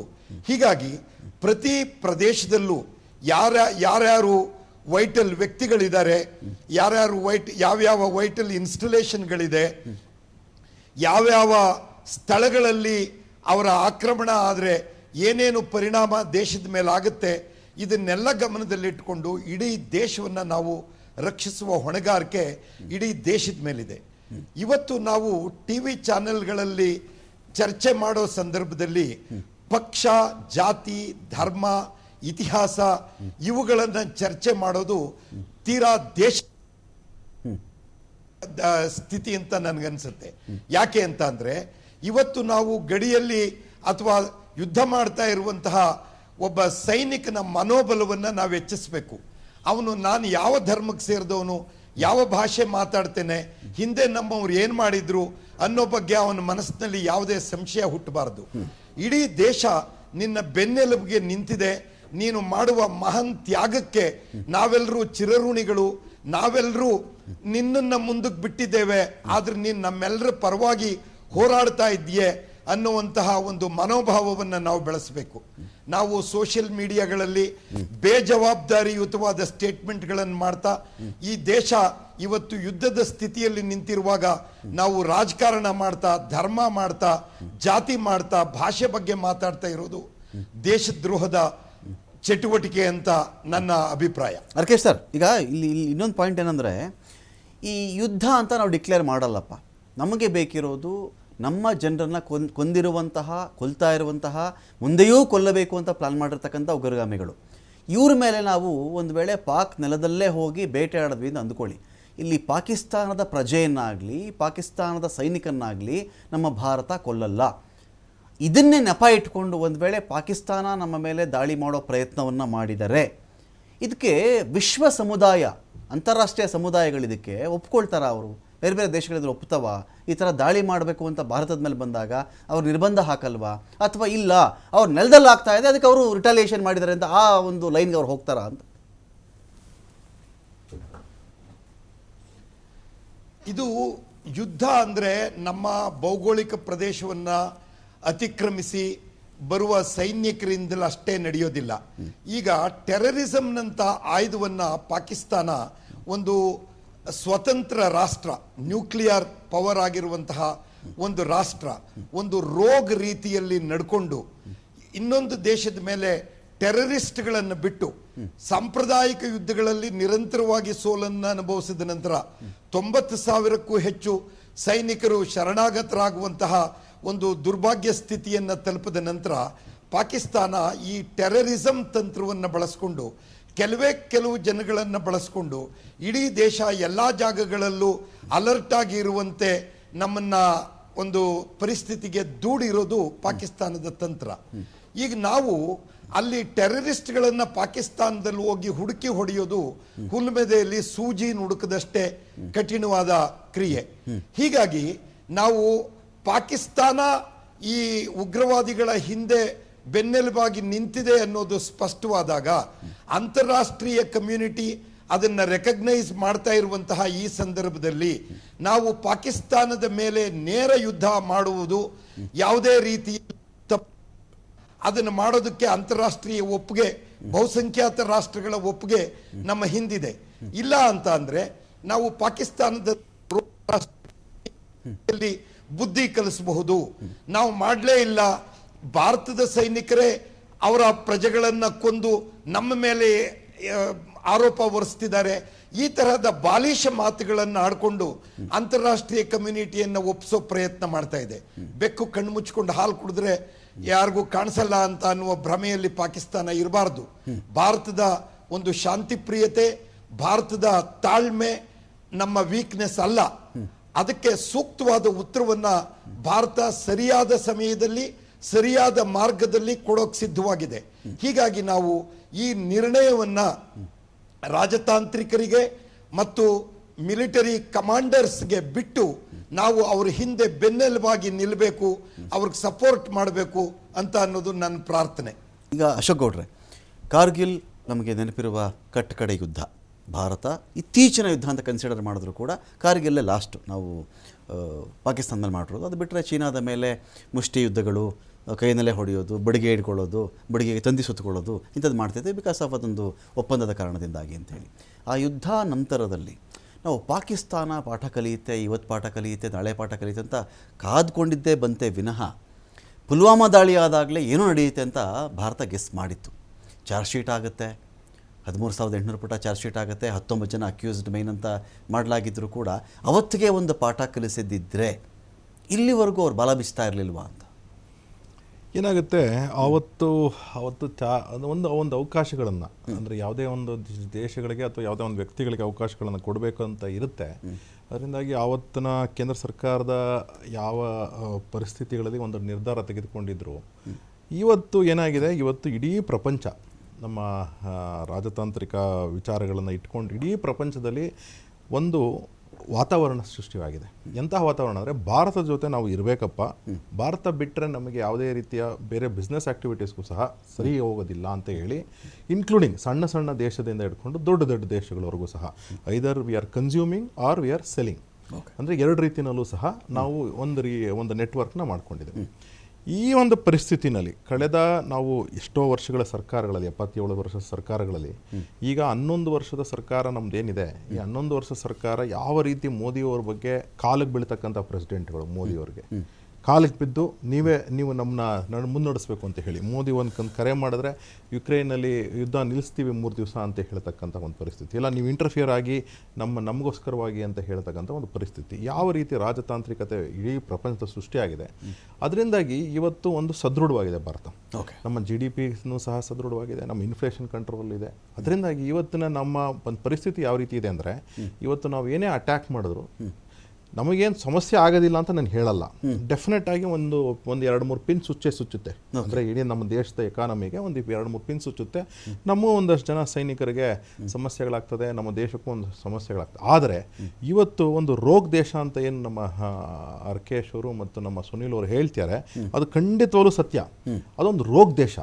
ಆಮೇಲೆ ಅರ್ಕೇಶ್ ಜಿ ತುಂಬ ಚೆನ್ನಾಗಿ ಎಕ್ಸ್ಪ್ಲೇನ್ ಮಾಡೋದು ರೋಗೋದ್ದೇಶನೂ ಹೌದು. ಯಾಕೆಂದರೆ ಇವತ್ತು ಎಂಥ ಪರಿಸ್ಥಿತಿಲಿ ಇದೆ ಅಂದರೆ, ನಾವು ಒಂದು ಬಾಂಗ್ಲಾದೇಶ ಆಯಿತು, ಬಾಂಗ್ಲಾದೇಶನ ಕ್ರಿಯೇಟ್ ಮಾಡಿದ್ಮೇಲೆ ಇವರು ಒಂದು ಸ್ಟ್ರಾಟಜಿ ಚೇಂಜ್ ಮಾಡ್ತಾರೆ. ಆವತ್ತು ನಮ್ಮ 1987 ಹಿಡ್ಕೊಂಡು ತದನಂತರದಲ್ಲಿ ಒಂದು ಅನ್ನ ಹಾಕಿದ್ರೆ ಅನ್ನ ಹಾಕಿದವ್ರ ಮೇಲೆ ಕೇಸ್ ಹಾಕ್ಬಿಟ್ಟು ಅವ್ರಿಗೆ ಅನ್ನ ಹಾಕಿದವ್ರಿಗೆ ಹೊಡೆಯಕ್ಕೆ ಹೋಗ್ತಾರೆ ಅಲ್ಲಿ. ಹೌದು, ಈಗೇನಾಗಿದೆ 87 ಆದ ನಂತರದಲ್ಲಿ ಯಾವ ರೀತಿ ಪಾಕಿಸ್ತಾನ ಟರ್ನ್ ಆಯಿತು, ಯಾವ ರೀತಿ ಭಾರತೀಯರನ್ನೇ ಇಟ್ಕೊಂಡು ಭಾರತೀಯರನ್ನೇ ಟೆರರಿಸ್ಟ್ಗಳನ್ನಾಗಿ ಮಾಡಿ ಭಾರತದಲ್ಲೇ ಮತ್ತೆ ಸ್ಲೀಪರ್ ಸೆಲ್ಸ್ ಥರ ಮಾಡ್ತಕ್ಕಂತಹ ಒಂದು ಪರಿಸ್ಥಿತಿಗೆ, ಅಂದರೆ ಇದಕ್ಕೇನಂದರೆ ಒಂದು ಮತಾಂಧತೆ ಅನ್ನತಕ್ಕಂತಹದ್ದು ಒಂದು ಸಹ ಇದೆ. ಆದರೆ ಯಾರೇ ಒಪ್ಕೊಳ್ಳಿ ಅಲ್ಲೇನಾಗಿದೆ ಅಂದರೆ, ಅಲ್ಲಿನ ಮುಖ್ಯಸ್ಥರೇ ಮಾತಾಡ್ತಿದ್ದಾರೆ, ಅಮೆರಿಕ ಮಾತು ಕಟ್ಕೊಂಡು ಅಮೆರಿಕ ಹೇಳಿದಾಗ ತಲೆಲ್ಲಾಡಿಸ್ಬಿಟ್ವಿ, ಲಾಸ್ಟ್ 3 ಡಿಕೇಡಿಂದ ಇದನ್ನೇ ಮಾಡ್ಕೊಂಡು ಬಂದಿದ್ದೀವಿ, ಇದು ಸರಿ ಇಲ್ಲ ಅಂಥೇಳಿ ಇವತ್ತಿಗೆ ಆಳ್ವಿಕೆಯಲ್ಲಿ ಇರ್ತಕ್ಕಂಥವ್ರೆ ಮಾತಾಡ್ತಿದ್ದಾರೆ. ಅಶೋಕ್, ನೀವು ಯಾವುದಾದ್ರು ದೇಶಕ್ಕೆ ಟೂರ್ಗೆ ಅಂತ ಹೋದಾಗ, ನಾವು ದುಬೈಗೆ ಹೋಗಿ, ಟರ್ಕಿಗೆ ಹೋಗಿ, ಟರ್ಕಿನಲ್ಲಿ ಲಾಸ್ಟ್ ಇಯರ್ ಟರ್ಕಿಲಿದ್ವಿ, ಅದಕ್ಕಿಂತ ಮುಂಚೆ ಬೇರೆ ಬೇರೆ ದೇಶಗಳಿಗೆ ನಾವು ಹೋಗಿದ್ದೀವಿ. ಅಲ್ಲೆಲ್ಲ ಹೋದಾಗ ಪಾಪ ಸ್ವಲ್ಪ ಒಂಚೂರು ನಮ್ಮ ಫ್ಲೂಯೆನ್ಸಿ ಕಾಣಿಸ್ಬಿಡುತ್ತೆ, ನಮ್ಗೆ ಗೊತ್ತಾಗ್ಬಿಡ್ತದೆ ಇವರೆಲ್ಲೋ ಪಾಕಿಸ್ತಾನಿಸೋ ಅಥವಾ ಬಾಂಗ್ಲಾದೇಶಿಸೋ ಅಥವಾ ಇಂಡಿಯನ್ಸ್ ಇರಬಹುದು ಅಂತ. ನೀವು ಮಾತಾಡಿಸ್ರೆ ಪಾಪ ಎಂಥ ಪ್ರೀತಿ ಮನೋಭಾವದಲ್ಲಿ ಮಾತಾಡ್ತಾರೆ. ಸಾಧಾರಣ ಜನಗಳಿಗೆ ತಪ್ಪಲ್ಲ. ಪಾಪ ಯಾರು ಇರ್ತಾರೆ ಅವರು ಸಾಧಾರಣ ಜನಗಳಿಗೆ ತಪ್ಪಲ್ಲ. ಈ ಯಾರು ಅಧಿಕಾರದಲ್ಲಿ ಇದ್ರು, ಅಧಿಕಾರದಲ್ಲಿ ಇರಬೇಕು ಅಂತ ಹೇಳಿ, ಆಮೇಲೆ ದೇಶ ನಡೆಸಲಿಕ್ಕೆ ಸದೃಢತೆ ಬೇಕು, ನಿಮಗೊಂದು ಶಕ್ತಿ ಬೇಕು. ನಾನು ಭಾರತದಲ್ಲಿ ಯಾರೇ ಪ್ರಧಾನಮಂತ್ರಿಗಳಾಗಿರಲಿ, ಹಿಂದೆ ಏನೇನೇ ವಿಚಾರ ಆಗಿರಲಿ, ನಾವು ಯಾವುದೇ ಪ್ಲಾಟ್ಫಾರ್ಮಲ್ಲಿ ವಿರೋಧ ವ್ಯಕ್ತಪಡಿಸಿದ್ರು ಸಹ ಕಾಂಗ್ರೆಸ್ನ ಪ್ರಧಾನಮಂತ್ರಿಗಳಿಗೆ. ಆದರೆ ಭಾರತ ಅಂತ ಬಂದಾಗ, ಕಾನ್ಸೆಪ್ಟ್ ಅಂತ ಬಂದಾಗ, ಎಲ್ಲರೂ ಸಹ ಭಾರತದ ಪರವಾಗಿ ನಿಂತ್ಕೊಂಡು ಕೆಲಸ ಮಾಡಿದ್ದಾರೆ. ಅಂತಹ ಒಂದು ಕೆಲಸಕ್ಕೆ ನಾವು ಎಲ್ಲರನ್ನೂ ಇನ್ಕ್ಲೂಡಿಂಗ್ ನೆಹರುವಿಂದ ಹಿಡ್ಕೊಂಡು ಇವತ್ತಿನ ಪ್ರಧಾನಮಂತ್ರಿವರೆಗೂ, ಮಧ್ಯದಲ್ಲಿ ಯಾರೇ ಬರಲಿ, ಒಂದು 3 ದಿವಸಕ್ಕೆ ಪ್ರಧಾನಮಂತ್ರಿ ಆಗಿದ್ದಂತಹ ಕೇರ್ ಟೇಕಿಂಗ್ ಪ್ರೈಮ್ ಮಿನಿಸ್ಟರ್ ಆಗಿದ್ದಂತಹ ಗುಲ್ಜಾರಿಲಾಲ್ ನಂದಾ ಅವ್ರನ್ನೂ ಸಹ ಇಲ್ಲಿ ನಾವು ನೆನೆಸ್ಕೊಳ್ತೇವೆ. ಅಂದರೆ ಭಾರತ ಅನ್ನತಕ್ಕಂಥ ಒಂದು ಕಾನ್ಸೆಪ್ಟ್ಗೆ ಸರಿಯಾಗಿ ನಿಂತ್ಕೊಬೇಕು. ಆದರೆ ಪಾಕಿಸ್ತಾನದಲ್ಲಿ ಯಾರ್ಯಾರು ಬಂದರು ಅಧಿಕಾರಕ್ಕೆ, ಅವರೆಲ್ಲ ಏನೇನು ಮಾಡಿದ್ದಾರೆ ಅಂತಕ್ಕಂಥದ್ದು ಒಂದು ದೊಡ್ಡ ಇತಿಹಾಸ. ನಾನು ಅದನ್ನ BJP ವಕ್ತಾರಾಗಿ ಅಥವಾ ನಟರಾಜ್ ಗೌಡರು ಕಾಂಗ್ರೆಸ್ ವಕ್ತಾರಾಗಿ ಮಾತಾಡೋದಕ್ಕಿಂತ ನೀವು ಸುನೀಲ್ ಅವ್ರಿಗೆ ಮತ್ತು ಅರ್ಕೇಶ್ ಜಿ ಅವ್ರಿಗೆ ಕೇಳಿದ್ರೆ ತುಂಬ ಚೆನ್ನಾಗಿ ಎಕ್ಸ್ಪ್ಲೇನ್ ಮಾಡ್ತಾರೆ, ತಾವು ಚೆನ್ನಾಗಿ ಎಕ್ಸ್ಪ್ಲೇನ್ ಮಾಡ್ತಾರೆ. ಏನಂದ್ರೆ ಪಾಕಿಸ್ತಾನದಲ್ಲಿ ಬಂದವರೆಲ್ಲಾನು ಅವರು ಎಲೆಕ್ಟೆಡ್ ಪ್ರೈಮ್ ಮಿನಿಸ್ಟರ್ ಆಗಲಿ ಅಥವಾ ಮಿಲಿಟರಿ ಕೂಪಲ್ಲಿ ಬಂದಂಥವರಾಗಲಿ, ಆ ಪಾಕಿಸ್ತಾನದ ಸಂಪತ್ತನ್ನ, ದೇಶದ ಸಂಪತ್ತನ್ನು ಲೂಟ್ ಮಾಡಿ ತೆಗೆದುಕೊಂಡು ಹೋದರೆ ಹೊರತು, ಬೇರೆ ಬೇರೆ ದೇಶಗಳಲ್ಲಿ ಇನ್ವೆಸ್ಟ್ ಮಾಡ್ಕೊಂಡರೆ ಹೊರತು ಜನಕ್ಕೋಸ್ಕರ ಏನು ಮಾಡಲಿಲ್ಲ. ಇಲ್ಲಿ ನಾವು ಜನಕ್ಕೆ ನೀವು ಕಡಿಮೆ ಮಾಡಿದ್ದೀರಾ, ನಾವು ಜಾಸ್ತಿ ಮಾಡಿದ್ದೀರಾ ನಾವು ಹೇಳ್ಕೊಂಡು ನಾವು ಕಿತ್ತಾಡ್ಬೋದು. ಉಚ್ಚಿ ಮದುವೆಲಿ ಉಂಡೋನೇ ಜಾಣ ಅಂತ ನಾವು ಏನೇ ಕಿತ್ತಾಡ್ಬೋದು ಇಲ್ಲಿ. ಯಾಕೆಂದ್ರೆ ಇದು ವಾರದಾಗಿರೋದ್ರಿಂದ ಹೇಳ್ತಾ ಇದ್ದೀನಿ, ಏನೇ ಕಿತ್ತಾಡ್ಬೋದು. ನಾವು ಹೇಳ್ಬೋದು ನೆಹರು ಏನು ಮಾಡಿಲ್ಲ ಅಂತ ನಾನು ಹೇಳ್ಬೋದು, ಇವರು ಬೇರೆ ಪ್ರಧಾನಮಂತ್ರಿಗಳನ್ನ ಆಪಾದನೆ ಮಾಡ್ಬೋದು. ಆದ್ರೆ ಅಟ್ಲೀಸ್ಟ್ ಒಂದು ಪ್ರಮಾಣದಲ್ಲಿ ಕೆಲಸ ಆಗಿತ್ತು ಅಂತಕ್ಕಂತಹದ್ದು ನಾವು ಒಪ್ಕೊಂತೀವಿ, ಅವ್ರು ಒಪ್ಕೊಂತಾರೆ. Okay. ಅಂದ್ರೆ ಅರ್ಥ ಏನು ಅಂದ್ರೆ ಭಾರತ ಅನ್ನತಕ್ಕಂತಹದ್ದು ಡೆಮೋಕ್ರೆಟಿಕಲ್ ಪ್ರೊಸೆಸ್ ಅಲ್ಲಿ ಇರ್ತಕ್ಕಂತಹ ದೇಶ. ನಮ್ಮ ಮೂಲ ಸಿದ್ಧಾಂತ, ಭಾರತದ ಮೂಲ ಸಿದ್ಧಾಂತ ಓಕೆ, ಇವತ್ತಿಂದ ಅಲ್ಲ, ಸಾವಿರಾರು ವರ್ಷಗಳಿಂದ ಡೆಮೋಕ್ರಸಿ. ಫೈನ್. ಅದರಿಂದಾಗಿ ಡೆಮೋಕ್ರಸಿನಲ್ಲಿ ಇರ್ತಕ್ಕಂತಹ ಈ ದೇಶದ ಮೂಲ ಸಿದ್ಧಾಂತಕ್ಕೆ ಒಪ್ಕೊಂಡಿರ್ತಕ್ಕಂತಹದ್ದು ನಮ್ಮಲ್ಲಿ ಯಾವುದೇ ರೀತಿ ಸಣ್ಣ ಪುಟ್ಟ ತಪ್ಪುಗಳಾದ್ರೂ ಸಹ, Okay. ಯಾರೇ ಆಗ್ಲಿ ಸಣ್ಣ ಗೌಡ್ರು ಕೇಳ್ಬಿಡ್ತೀನಿ. ಲೋಪದೋಷಗಳಾದ್ರೂ ಸಹ ನಾವು ಕಾನ್ಸೆಪ್ಟ್ ಆಫ್ ಭಾರತ ಇದೆಯಲ್ಲ ಅದಕ್ಕೆ ನಾವು ಒಕ್ಕೂಟ. ನಟರಾಜ್ ಗೌಡ್ರ, ಈಗ ಇಲ್ಲೇನು ಪ್ರಶ್ನೆ ಬರ್ತಿದೆ, ನರೇಂದ್ರ ಮೋದಿ ಅವರ ದಕ್ಷ ಆಳ್ವಿಕೆಯ ಕಾರಣದಿಂದಾಗಿ ಅನೇಕ ದೇಶಗಳ ನಾಯಕರೇ ಅವ್ರ ಕಾಲು ಬೀಳಕ್ಕೆ ಬರ್ತಾ ಇದ್ದಾರೆ, ಅವ್ರನ್ನ ಒಪ್ಕೊಳ್ತಾರೆ ಅಂತ. ಇದಕ್ಕೆ ಮನಮೋಹನ್ ಸಿಂಗ್ ಅವರು ಒಮ್ಮೆ ಒಂದು ಮಾತು ಹೇಳಿದರು, ಹಗಿಂಗ್ ಡಿಪ್ಲೊಮಸಿ ಎಲ್ಲ ಕಡೆ ನಡೆಯಲ್ಲ, ಬರೀ ತಬ್ಕೊಳ್ಳೋದ್ರಿಂದ ಅದು ರಾಯಭಾರತ್ವ ಅಂತ ಕರೆಸ್ಕೊಳ್ಳಲ್ಲ ಅಂತೇಳಿ ನಾವು ಹೇಳೋದು. ಇಷ್ಟು ಬಲಿಷ್ಠವಾಗಿ ಅವ್ರು ಹೇಳ್ತಿದ್ರು, GDP ಚೆನ್ನಾಗಿದೆ, ಪರಿಸ್ಥಿತಿ ಚೆನ್ನಾಗಿದೆ, ಕನ್ಸ್ಯೂಮಲ್ಲಾಗಲಿ ಅಥವಾ ಸೆಲ್ ಮಾಡೋದ್ರಲ್ಲಾಗಲಿ ಭಾರತ ಸಶಕ್ತವಾಗಿದೆ ಅಂತ ಬಂದಾಗ ಪಾಕಿಸ್ತಾನ ಕಟ್ಟಾಕಲಿಕ್ಕೆ ಯುದ್ಧವಲ್ಲದೆ ಬೇರೆ ದಾರಿ ಏನು ಇಲ್ವಾ ಈ ಸಂದರ್ಭದಲ್ಲಿ ಅಂತ? ಇತ್ತು ನೋಡಿ. ಆಕ್ಚುಲಿ ಭಾರತದ ನೀತಿ ಅಂದ್ರೆ ಅಲಿಪ್ತ ನೀತಿ. ನೀವು ಉಕ್ರೇನು ರಷ್ಯಾ ಯುದ್ಧ ಆದ್ರೆ ನಾವು ಯಾರ ಪರ ಅಲ್ಲ, ನಾವು ಮಾನವೀಯತೆ ಪರ. ಅವಾಗ ಮೆಡಿಕಲ್ ಇಡಬೇಕಂದ್ರೆ ಎರಡು ದೇಶಕ್ಕೂ ಹೋಗ್ತದೆ ನಮ್ಮ ದೇಶದಿಂದ. ಇಲ್ಲ ನೀವು ಪ್ಯಾಲೆಸ್ತೈನ್ ಮತ್ತು ಇಸ್ರೇಲ್ ಯುದ್ಧ ಆದಾಗಲೂ ಕೂಡ ನಾವು ಅಲಿಪ್ತ ನೀತಿ ನಮ್ದು, ನಾವು ಯಾರು ಪರವಾಗಿ ನಿಂತ್ಕೊಳ್ಳಲ್ಲ. ಇದು ಭಾರತದ ನೀತಿ 1947 ಇಂದ ಇವತ್ತವರೆಗೂ, ಈಗ್ಲವರೆಗೂ. ಇವನ್ ವಾಜಪೇಯಿ ಅವರು ಅದನ್ನೇ ಫಾಲೋ ಮಾಡಿದ್ರು, ಮೋದಿಯವರು ಕೂಡ ಅದನ್ನೇ ಫಾಲೋ ಮಾಡ್ತಾ ಇದ್ದಾರೆ, ನೀತಿನಲ್ಲಿ ಅದನ್ನೇ ಫಾಲೋ ಮಾಡ್ತಾ ಇದ್ದಾರೆ. ಸೊ ಪಾಕಿಸ್ತಾನವನ್ನು ಕಟ್ಟಿ ಹಾಕ್ಲಿಕ್ಕೇನು, ಈಗ ಸುನಿಲ್ ಅವರು ಒಂದು ಮೆನ್ಷನ್ ಮಾಡಿದ್ರು ಸಣ್ಣ ಇದನ್ನ, ದಿ ಆರ್ಟ್ ಆಫ್ ವಾರ್ ಅಲ್ಲಿ ಏನ್ ಹೇಳ್ತಾರೆ ಅಂದ್ರೆ, ಪ್ರಥಮ ಆಯುಧ ನಿಂದು ರಾಜತಾಂತ್ರಿಕತೆ. ನೀನು ಯುದ್ಧ ಮಾಡಬೇಕಾದ್ರೆ ರಾಜತಾಂತ್ರಿಕತೆನೇ ಪ್ರಥಮ ಆಯುಧವಾಗಿ ಮಾಡ್ಕೊಬೇಕು. ನಮ್ಮಲ್ಲಿ ಇವಾಗ ಆಗ್ತಾ ಇರ್ತಕ್ಕಂಥದ್ದು ಅದನ್ನೇ ಮಾಡಿದ್ದಾರೆ. ಈಗ ಇಂಡಸ್ ವಾಟರ್ ಟ್ರೀಟಿನ ರದ್ದು ಮಾಡಿದ್ದು ಒಳ್ಳೇದು, ಅವರ ವೀಸಾ ರದ್ದು ಮಾಡಿದ್ದು ಒಳ್ಳೇದು. ಇದೆಲ್ಲ it's a part of war. ನಾವು ಅದನ್ನ ಅವ್ರನ್ನ ಕಟ್ಟಾಕಂದ್ರೆ ಇದೇ ರೀತಿನೇ. ಆಮೇಲೆ ಅವ್ರಿಗೆ ಆರ್ಥಿಕವಾಗಿ ಇಲ್ಲಿ ಪಾಕಿಸ್ತಾನ ಅಂದ್ರೆ ಬರೀ ಪಾಕಿಸ್ತಾನ ಅಲ್ಲ ಗೌಡ್ರೆ, ಟರ್ಕಿನೂ ಇರುತ್ತೆ, ಅದ್ರ ಹಿಂದೆ ಚೀನಾನು ಕೂಡ ಇರುತ್ತೆ. ಇಲ್ಲ, ಒಂದೇನಾಗುತ್ತೆ ಗೊತ್ತಾ, ಯಾರೋ ಇಬ್ರು ಬಲಕ್ ಬರ್ತಾರೆ ಅಂದ್ರೆ ಒಬ್ಬ ಎಗರಾಡ್ಬಿಡ್ತಾನೆ ಜಾಸ್ತಿ. ಅದು ವಿಶ್ವದಲ್ಲಿ ಚರ್ಚೆ ಆಗುತ್ತೆ, ಬೇರೆ ಬೇರೆ ಕಡೆ ಚರ್ಚೆ ಆಗುತ್ತೆ. ಇವತ್ತು ನಾವು ಪಾಕಿಸ್ತಾನವನ್ನು ಕಟ್ಟಿ ಹಾಕಿದ್ದೀವಿ ಅಂದ್ರೆ, ರಷ್ಯಾ ಜೊತೆಗೆ ನಾವೇನ್ ಮಾಡಿದ್ವಿ, ಉಕ್ರೇನ್ ಯುದ್ಧದಲ್ಲಿ ಬಹಳ ಬೇಕಾಗಿಲ್ಲದಷ್ಟು ಜಾಸ್ತಿ ನಾವು ಆಯಿಲ್ ಕೊಂಡ್ಕೊಂಡ್ವಿ. ಜಾಸ್ತಿ ಹಣವನ್ನು 50% ಮೇಲೆ ಹಣ ಜಾಸ್ತಿ ಕೊಟ್ಟು ನಮ್ಗೆ ಸ್ಟೋರ್ ಮಾಡೋಷ್ಟು ಕೆಪಾಸಿಟಿ ಮೀರಿ ನಾವು ಹಣ ಆಯಿಲ್ ಕೊಂಡ್ಕೊಂಡ್ವಿ. ಪಾಕಿಸ್ತಾನ ಏನ್ ಮಾಡ್ತು, ಅದೇ ರಷ್ಯಾ ಜೊತೆಗೆ ಅದೇ ಸಮಯದಲ್ಲಿ ಯುದ್ಧ ವಿಮಾನಗಳು, ಅವ್ರಿಗೆ ಶಸ್ತ್ರಾಸ್ತ್ರಗಳು, ಅದನ್ನ ಅವರು ಪಾಕಿಸ್ತಾನ ಅವ್ರ ಜೊತೆನೂ ಚೆನ್ನಾಗಿದೆ ರಷ್ಯಾ ಜೊತೆಗೆ. ನಮ್ದು ನ್ಯಾಚುರಲಿ ಫ್ರೆಂಡು ರಷ್ಯಾ ಮುಂಚೆಯಿಂದನು. ಆದ್ರೆ ಕಳೆದ ಒಂದೂವರೆ ದಶಕದಿಂದ ಅವರು ಪಾಕಿಸ್ತಾನಕ್ಕೂ ಕೊಡ್ತಾರೆ. ನಾವು ಕೂಡ ಅಮೆರಿಕ ಜೊತೆಗೆ ಮೂವ್ ಆಗಿದ್ದೀವಿ, ರಷ್ಯಾ ಜೊತೆ ಕಡಿಮೆ ಮಾಡಿದ್ದೀವಿ, ಎರಡು ಕಡೆ ನಾವಿದ್ದೀವಿ. ಆದ್ರೆ ಈಗ ನೋಡಿ ಚೈನಾ ಏನ್ ಮಾಡುತ್ತೆ, ಪಾಕಿಸ್ತಾನ ಸಂಪೂರ್ಣ ಬೆಂಬಲ. ಚೈನಾ ಏನ್ ಮಾಡ್ತದೆ, ಬಾಂಗ್ಲಾದೇಶಕ್ಕೆ ಸಂಪೂರ್ಣ ಬೆಂಬಲ, ನೇಪಾಳಕ್ಕೆ, ಮಯನ್ಮಾರ್ಗೆ, ಶ್ರೀಲಂಕಾಗೆ. ನಮ್ ಸುತ್ತಮುತ್ತಲು ಏನ್ ಗೊತ್ತಾ, ಅವರು ಚೈನಾ ಎಷ್ಟು ಸ್ಟ್ರಾಂಗ್ ಆಗುತ್ತೆ, ನಾವೇನ್ ಮಾಡ್ಕೊಬೇಕಾಗುತ್ತೆ, ನಮ್ಮಲ್ಲಿ ಮಾಡ್ತಾ ಇದ್ದಾರೆ ನಮ್ಮ ಸರ್ಕಾರ, ಕೇಂದ್ರ ಸರ್ಕಾರ ಯಾವಾಗಲೂ ಈ ನೆರೆಹೊರೆಯ ದೇಶಗಳನ್ನ ಜೊತೆಲಿ ಸ್ನೇಹಪೂರ್ವಕವಾಗಿ ಇಟ್ಕೊಳ್ಳೋಕೆ ಬಹಳ ಪ್ರಯತ್ನ ಮಾಡಿದೆ, ಇವತ್ತು ಮಾಡ್ತಾ ಇದೆ, ಆ ಸ್ನೇಹಪೂರ್ವಕವಾಗಿ ಇದೆ. ಆದ್ರೆ ಪ್ರಪಂಚದ ಎಲ್ಲಾ ಕಡೆಯಿಂದ ನಾವು ಪಾಕಿಸ್ತಾನವನ್ನು ಆರ್ಥಿಕವಾಗಿ ಕಟ್ಟಾಕಬೇಕು, ರಾಜಕೀಯವಾಗಿ ಕಟ್ಟಾಕಬೇಕು, ರಾಜತಾಂತ್ರಿಕ ನೀತಿಯಲ್ಲಿ ಕಟ್ಟಾಕಬೇಕು, ವಿದೇಶಾಂಗ ನೀತಿಯಲ್ಲಿ ಕಟ್ಟಾಕಬೇಕು. ಆಗ ಮಾತ್ರ ಅದು ಒಂದು ಗೆಲುವು, ಅದೇ ಮೇನ್ ಗೆಲುವು. ಕ್ರಿಕೆಟ್ ಆಡಲ್ಲ ಅಂತ ಹೇಳ್ತಾ ಇದ್ವಿ, ಮುಂದುವರಿಸಿದ್ವಿ. ನಮ್ಮಲ್ಲಿ ಪಾಕಿಸ್ತಾನಕ್ಕೆ ನಮ್ಮನ್ನ ಯುದ್ಧದಲ್ಲಿ ಗೆಲ್ಲೋ ಶಕ್ತಿ ಇಲ್ಲ, ಸಾಮರ್ಥ್ಯ ಇಲ್ಲ. ಈಗ ಯುದ್ಧ ವಿಮಾನಗಳು ನಮ್ಮಲ್ಲೇ ಜಾಸ್ತಿ, ಕ್ಷಿಪಣಿಗಳು ನಮ್ಮಲ್ಲೇ ಜಾಸ್ತಿ, ನಮ್ಮಲ್ಲೂ ಪರಮಾಣು ಇದೆ, ಅವ್ರ ಮೇಲೂ ಪರಮಾಣು ಇದೆ.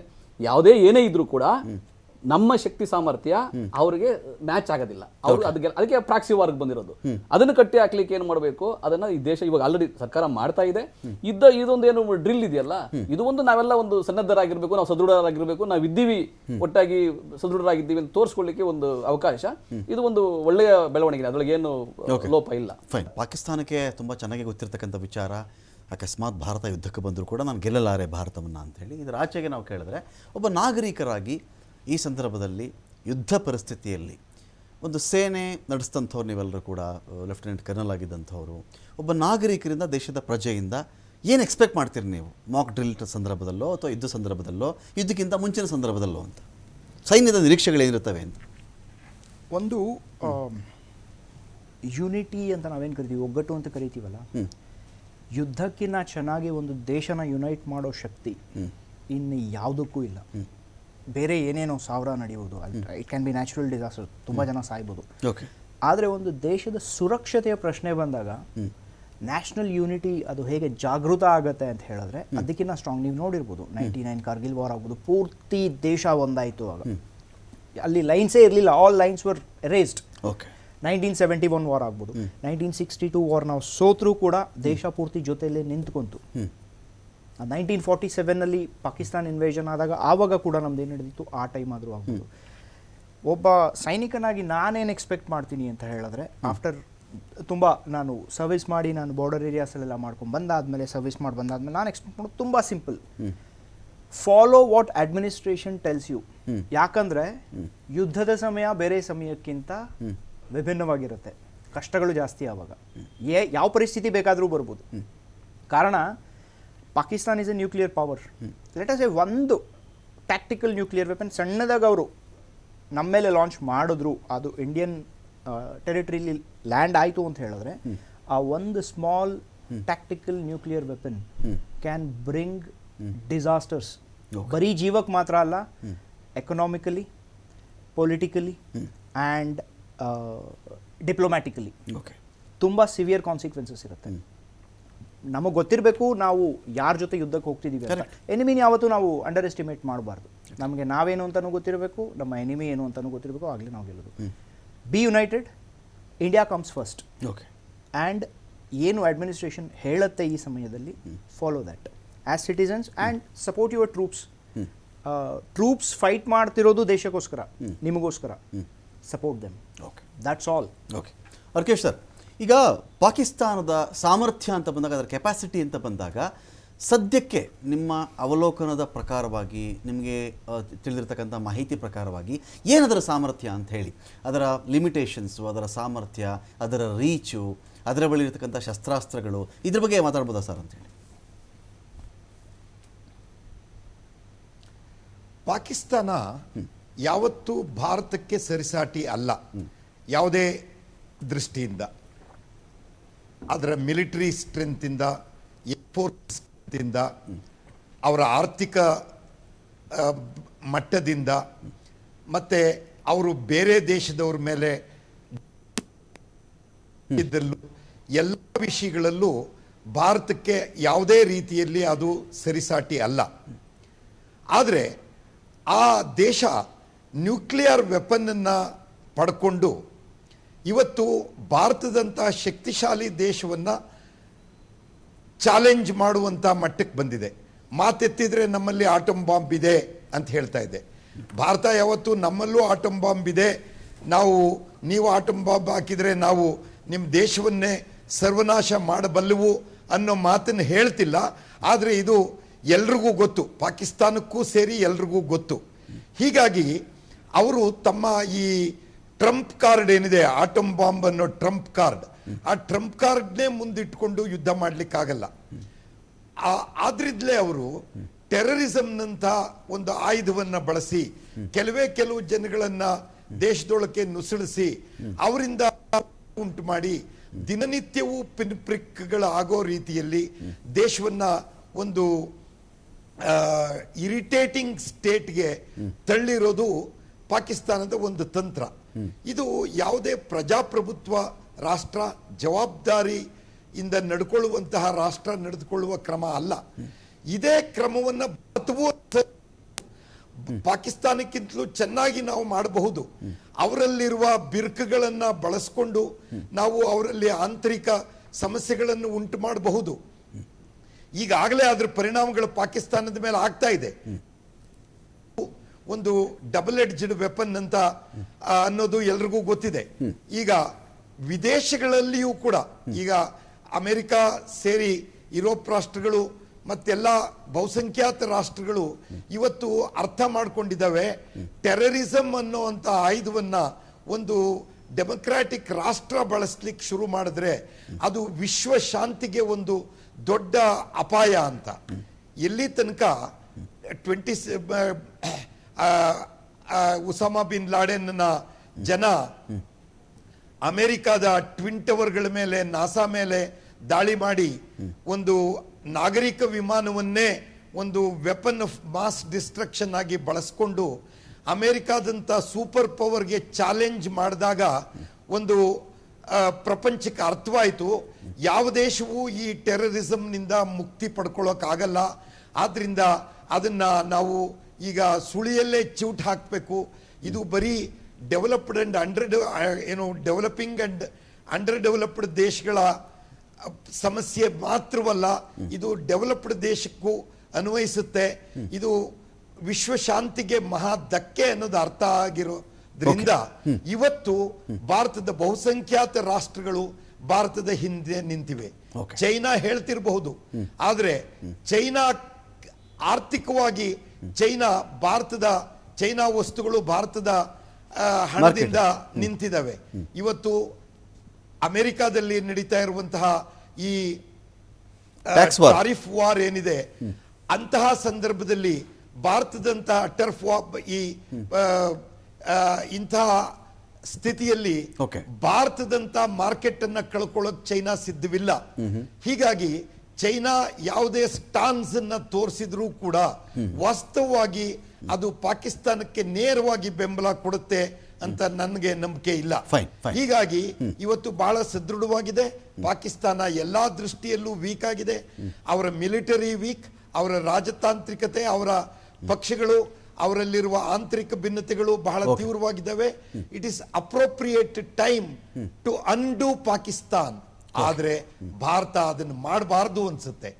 ಈಗ ನಾವು ಬಾಂಗ್ಲಾದೇಶ ಸೃಷ್ಟಿಸಿದ್ವಿ, ಸಮಸ್ಯೆ ಸಂಪೂರ್ಣವಾಗಿ ಬಗೆಹರಿಲಿಲ್ಲ, ಒಂದು ಹೊಸ ಸಮಸ್ಯೆ ಶುರುವಾಯಿತು. ಹೀಗಾಗಿ ನಾವು ಇವತ್ತಿಗೂ ಜವಾಬ್ದಾರಿಯುತವಾದ ರೆಸ್ಪಾನ್ಸ್ ಅನ್ನ ನಾವು ಮಾಡಬೇಕು. ಯಾರು ಇವತ್ತಿನ ಪ್ರಧಾನಮಂತ್ರಿಗಳು ಏನ್ ಮಾಡಬೇಕು, ಮಿಲಿಟರಿ ಕಮಾಂಡರ್ಸ್ ಏನ್ ಮಾಡಬೇಕು ಅಂತ ಸಲಹೆಗಳನ್ನು ಕೊಡಬಾರ್ದು. ಮಿತ್ರ ಸುನಿಲ್ ಹೇಳಿದಾಗೆ ನಾವು ಅವ್ರ ಕೆಲಸವನ್ನ ಅವ್ರಿಗೆ ಮಾಡ್ಲಿಕ್ಕೆ ಬಿಟ್ಟು ನಾವು ಅವರ ಬೆಂಬಲಕ್ಕೆ ನಿಲ್ಲಬೇಕು.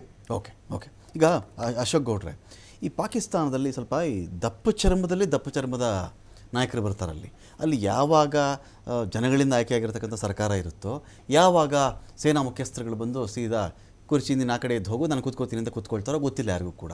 ಇಂಥ ಸಂದರ್ಭದಲ್ಲಿ ನಾನೇನು ನದಿ ನೀರು ನಿಲ್ಲಿಸ್ಬಿಟ್ಟೆ, ಅಲ್ಲಿ ಯಾವುದೋ ಜನಗಳಿಗೆ ನೀರು ಕುಡಿಯೋಕ್ಕೆ ನೀರಿರಲ್ಲ, ಅಲ್ಲಿ ಯಾರಿಗೂ ಬೆಳೆ ಬೆಳೆಯೋಕ್ಕೆ ನೀರಿರಲ್ಲ, ಇಲ್ಲಿಂದ ನಾನು ಟೊಮ್ಯಾಟೊ ಕಳಿಸಲ್ಲ, ನಾನು ಆಲೂಗಡ್ಡೆ ಕಳಿಸಲ್ಲ, ನಾನು ರಫ್ತು ಮಾಡಲ್ಲ, ನಿನ್ನಿಂದ ನನಗೆ ಡ್ರೈ ಫ್ರೂಟ್ಸ್ ಯಾವುದು ನನಗೆ ಬೇಡ.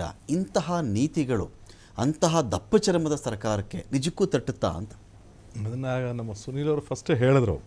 ನೋಡಿ, ಇಲ್ಲಿವರೆಗೂ ಸಹ ಈ 1963 67 ಆಗಿದ್ದು ಇಂಡಸ್ ವ್ಯಾಲಿ ಅಂದರೆ ಇಂಡಸ್ ರಿವರ್ ಟ್ರೀಟಿ ಅಂತ ಹೇಳಿ, ಇಲ್ಲಿ ಆರು ನದಿಗಳು ಬರ್ತದೆ. 6 ನದಿಗಳಲ್ಲಿ ಒಂದು ನದಿಯ ನೀರನ್ನು 1987 ನಿಲ್ಲಿಸಿರ್ತಾರೆ, ರವಿ ಅಂತಕ್ಕಂಥ ನದಿಯ ನೀರನ್ನು. ಆದರೆ ಹೋಲ್ ಆಫ್ ಇಂಡಸ್ ಟ್ರೀಟಿ ಏನಿತ್ತು, ಇಂಡಸ್ ರಿವರ್ ಟ್ರೀಟಿ, ಅದನ್ನು ಯಾವತ್ತೂ ಕ್ಯಾನ್ಸಲ್ ಮಾಡಿರಲಿಲ್ಲ. ಆವತ್ತು ಸ್ವಲ್ಪ ದಿವಸಕ್ಕೆ ಮಟ್ಟಕ್ಕೆ ನಿಲ್ಲಿಸಿದ್ರಷ್ಟೇ. ಈಗೇನ ಇಂಡಸ್ ರಿವರ್ ಟ್ರೀಟಿನ ನಾವು ಕ್ಯಾನ್ಸಲ್ ಮಾಡ್ತಿದ್ದೀನಿ ಅಂತ ಹೇಳಿದಾಗ ಆಗಲೇ ತುಂಬ ಚೆನ್ನಾಗಿ ಎಕ್ಸ್ಪ್ಲೇನ್ ಮಾಡಿದಂಥ ನಮ್ಮ ಸುನೀಲ್ ಅವರು, ಅಂದರೆ ನೀರೇ ಇಲ್ಲದೆ ಇದ್ದರೆ ಅದು ಬದುಕಿಗೆ ಪ್ರೈಮರಿ ಸೋರ್ಸು. ಆಮೇಲೆ ಅವ್ರಿಗೆ ದಪ್ಪ ಚರ್ಮ ಅಲ್ಲ, ಜನ ಏನು ಮಾಡ್ತಾರೆ ಅಂದರೆ ಕಲ್ ತಗೊಂಡು ಹೊಡಿಯೋಕ್ಕೆ ಸ್ಟಾರ್ಟ್ ಮಾಡ್ತಾರೆ ಇನ್ನು ಸ್ವಲ್ಪ ದಿನಗಳಲ್ಲಿ. ಆಮೇಲೆ ನಾನು ಅರ್ಕೇಶ್ ಜಿ ಅವ್ರ ಜೊತೆ ಒಪ್ಕೊಂಡೆ, ಏನು ಅಂದರೆ ಇಂಪ್ಲೋಡ್ ಕೈಂಡ್ ಆಫ್ ಸಿಚುವೇಶನ್. ಹೌದು, ಇಂಪ್ಲೋಡ್ ಕೈಂಡ್ ಆಫ್ ಸಿಚುವೇಶನ್. ಆಮೇಲೆ ಅಲ್ಲಿ ಏನಾಗ್ತದೆ ಅಂತಂದರೆ, ನೀವು ಸಾಧಾರಣ ಜನಕ್ಕೆ, ನೀವು ಎಲ್ಲೇನಾದ್ರು ಅಲ್ಲಿ ಅಕಸ್ಮಾತ್ ಸೋಷಿಯಲ್ ಮೀಡಿಯಾನ ನೋಡಿದ್ರೆ, ನಾವು ಸೋಷಿಯಲ್ ಮೀಡಿಯಾದಲ್ಲಿ ನೋಡ್ತಿದ್ದಾಗ ಸಾಧಾರಣ ಜನಕ್ಕೆ ಏನಂದರೆ ಯುದ್ಧ ಬೇಡ.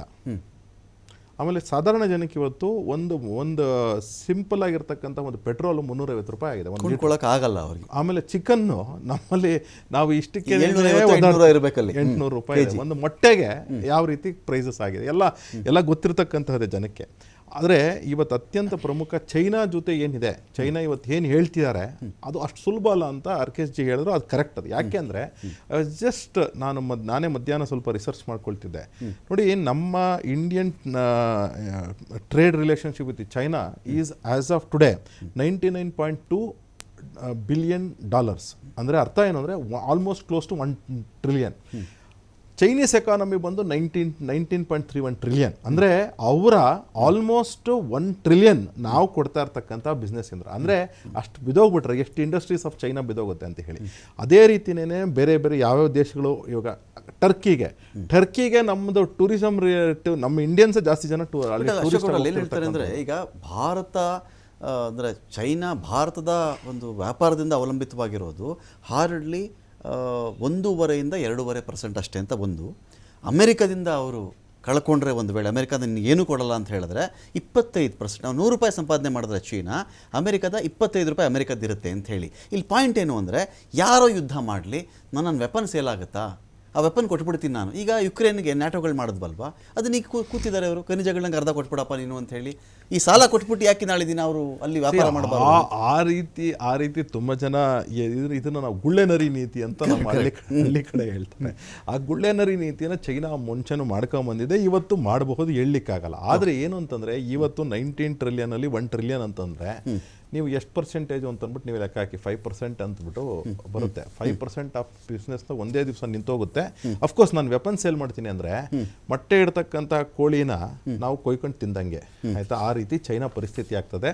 ನಾನು ಸಿಂಪಲ್ ಟರ್ಮ್ಸಲ್ಲಿ ಎಕ್ಸ್ಪ್ಲೈನ್ ಮಾಡ್ತಾ ಇದ್ದೀನಿ ಅಷ್ಟೇ. ಬಟ್ ಅತ್ಯಂತ ಪ್ರಮುಖವಾಗಿ ಇವತ್ತು ಚೈನಾನೂ ಸಹ ನಾವು ನಂಬಲಿಕ್ಕೆ ಹೋಗಬಾರ್ದು. ಜೊತೆಗೆ ಪಾಕಿಸ್ತಾನ ಏನಿದೆ ಇವತ್ತು ಒಂದು ಪಾಠ ಕಲಿಸ್ತಕ್ಕಂಥ ಪರಿಸ್ಥಿತಿ ಬಂದಿದೆ. ಆದರೆ ಭಾರತದಲ್ಲೇ ಇರ್ತಕ್ಕಂಥವರು ಯಾರಾದರೂ ಅಕಸ್ಮಾತ್ ಪಾಕಿಸ್ತಾನ ಪರವಾಗಿ ಮಾತಾಡಿದಾಗ ಇವತ್ತು ನೋಡಿ ಎರಡು ವಿಚಾರ ಆಗ್ತಿದೆ. ಕರ್ನಾಟಕದಲ್ಲಿ ಡಿಪೋರ್ಟ್ ಮಾಡಬೇಕು ಪಾಕಿಸ್ತಾನೀಸ್ನ ಅಂದರೆ ನಾವು ಸಹಿ ಸಂಗ್ರಹಣೆ ಮಾಡತಕ್ಕಂತಹ ಪರಿಸ್ಥಿತಿಗೆ ಬಂದಿದ್ದೀವಿ ಅಂದರೆ ಇದು ಒಂದು ಅವಮಾನವಾದಂಥ ವಿಚಾರ. ಯಾಕಂದರೆ ನಾವೇ ಐಡೆಂಟಿಫೈ ಮಾಡಬೇಕು ಪಾಕಿಸ್ತಾನೀಸ್ ಯಾರು, ಅವ್ರು ನಾಚೆ ಕಳಿಸಿ ಅಂತ ಹೇಳಿ ಸರ್ಕಾರ ಐಡೆಂಟಿಫೈ ಮಾಡಬೇಕಾಗಿತ್ತು ಕರ್ನಾಟಕದಲ್ಲಿ ಇರ್ತಕ್ಕಂಥ ಸರ್ಕಾರ. ಆದರೆ ಕರ್ನಾಟಕದಲ್ಲಿ ಇರ್ತಕ್ಕಂಥ ಸರ್ಕಾರ ಇಲ್ಲ, ಯಾರು ಇಲ್ಲ 86 ಜನ ಇದ್ದಾರೆ ಅಂತಾರೆ. ಇನ್ನೊಂದು ರೆಕಾರ್ಡ್ಸ್ ಪ್ರಕಾರ 5800 ಜನ ಇದ್ದಾರೆ ಅಂತ ಹೇಳ್ತಾ ಇದ್ದಾರೆ. ಯಾವ ಸತ್ಯ ಅಂತ ಅಂದ್ಬಿಟ್ಟು ಕರ್ನಾಟಕದ ಹೋಮ್ ಮಿನಿಸ್ಟರ್ ಹತ್ರ ದಾಖಲೆ ಇರಬೇಕು.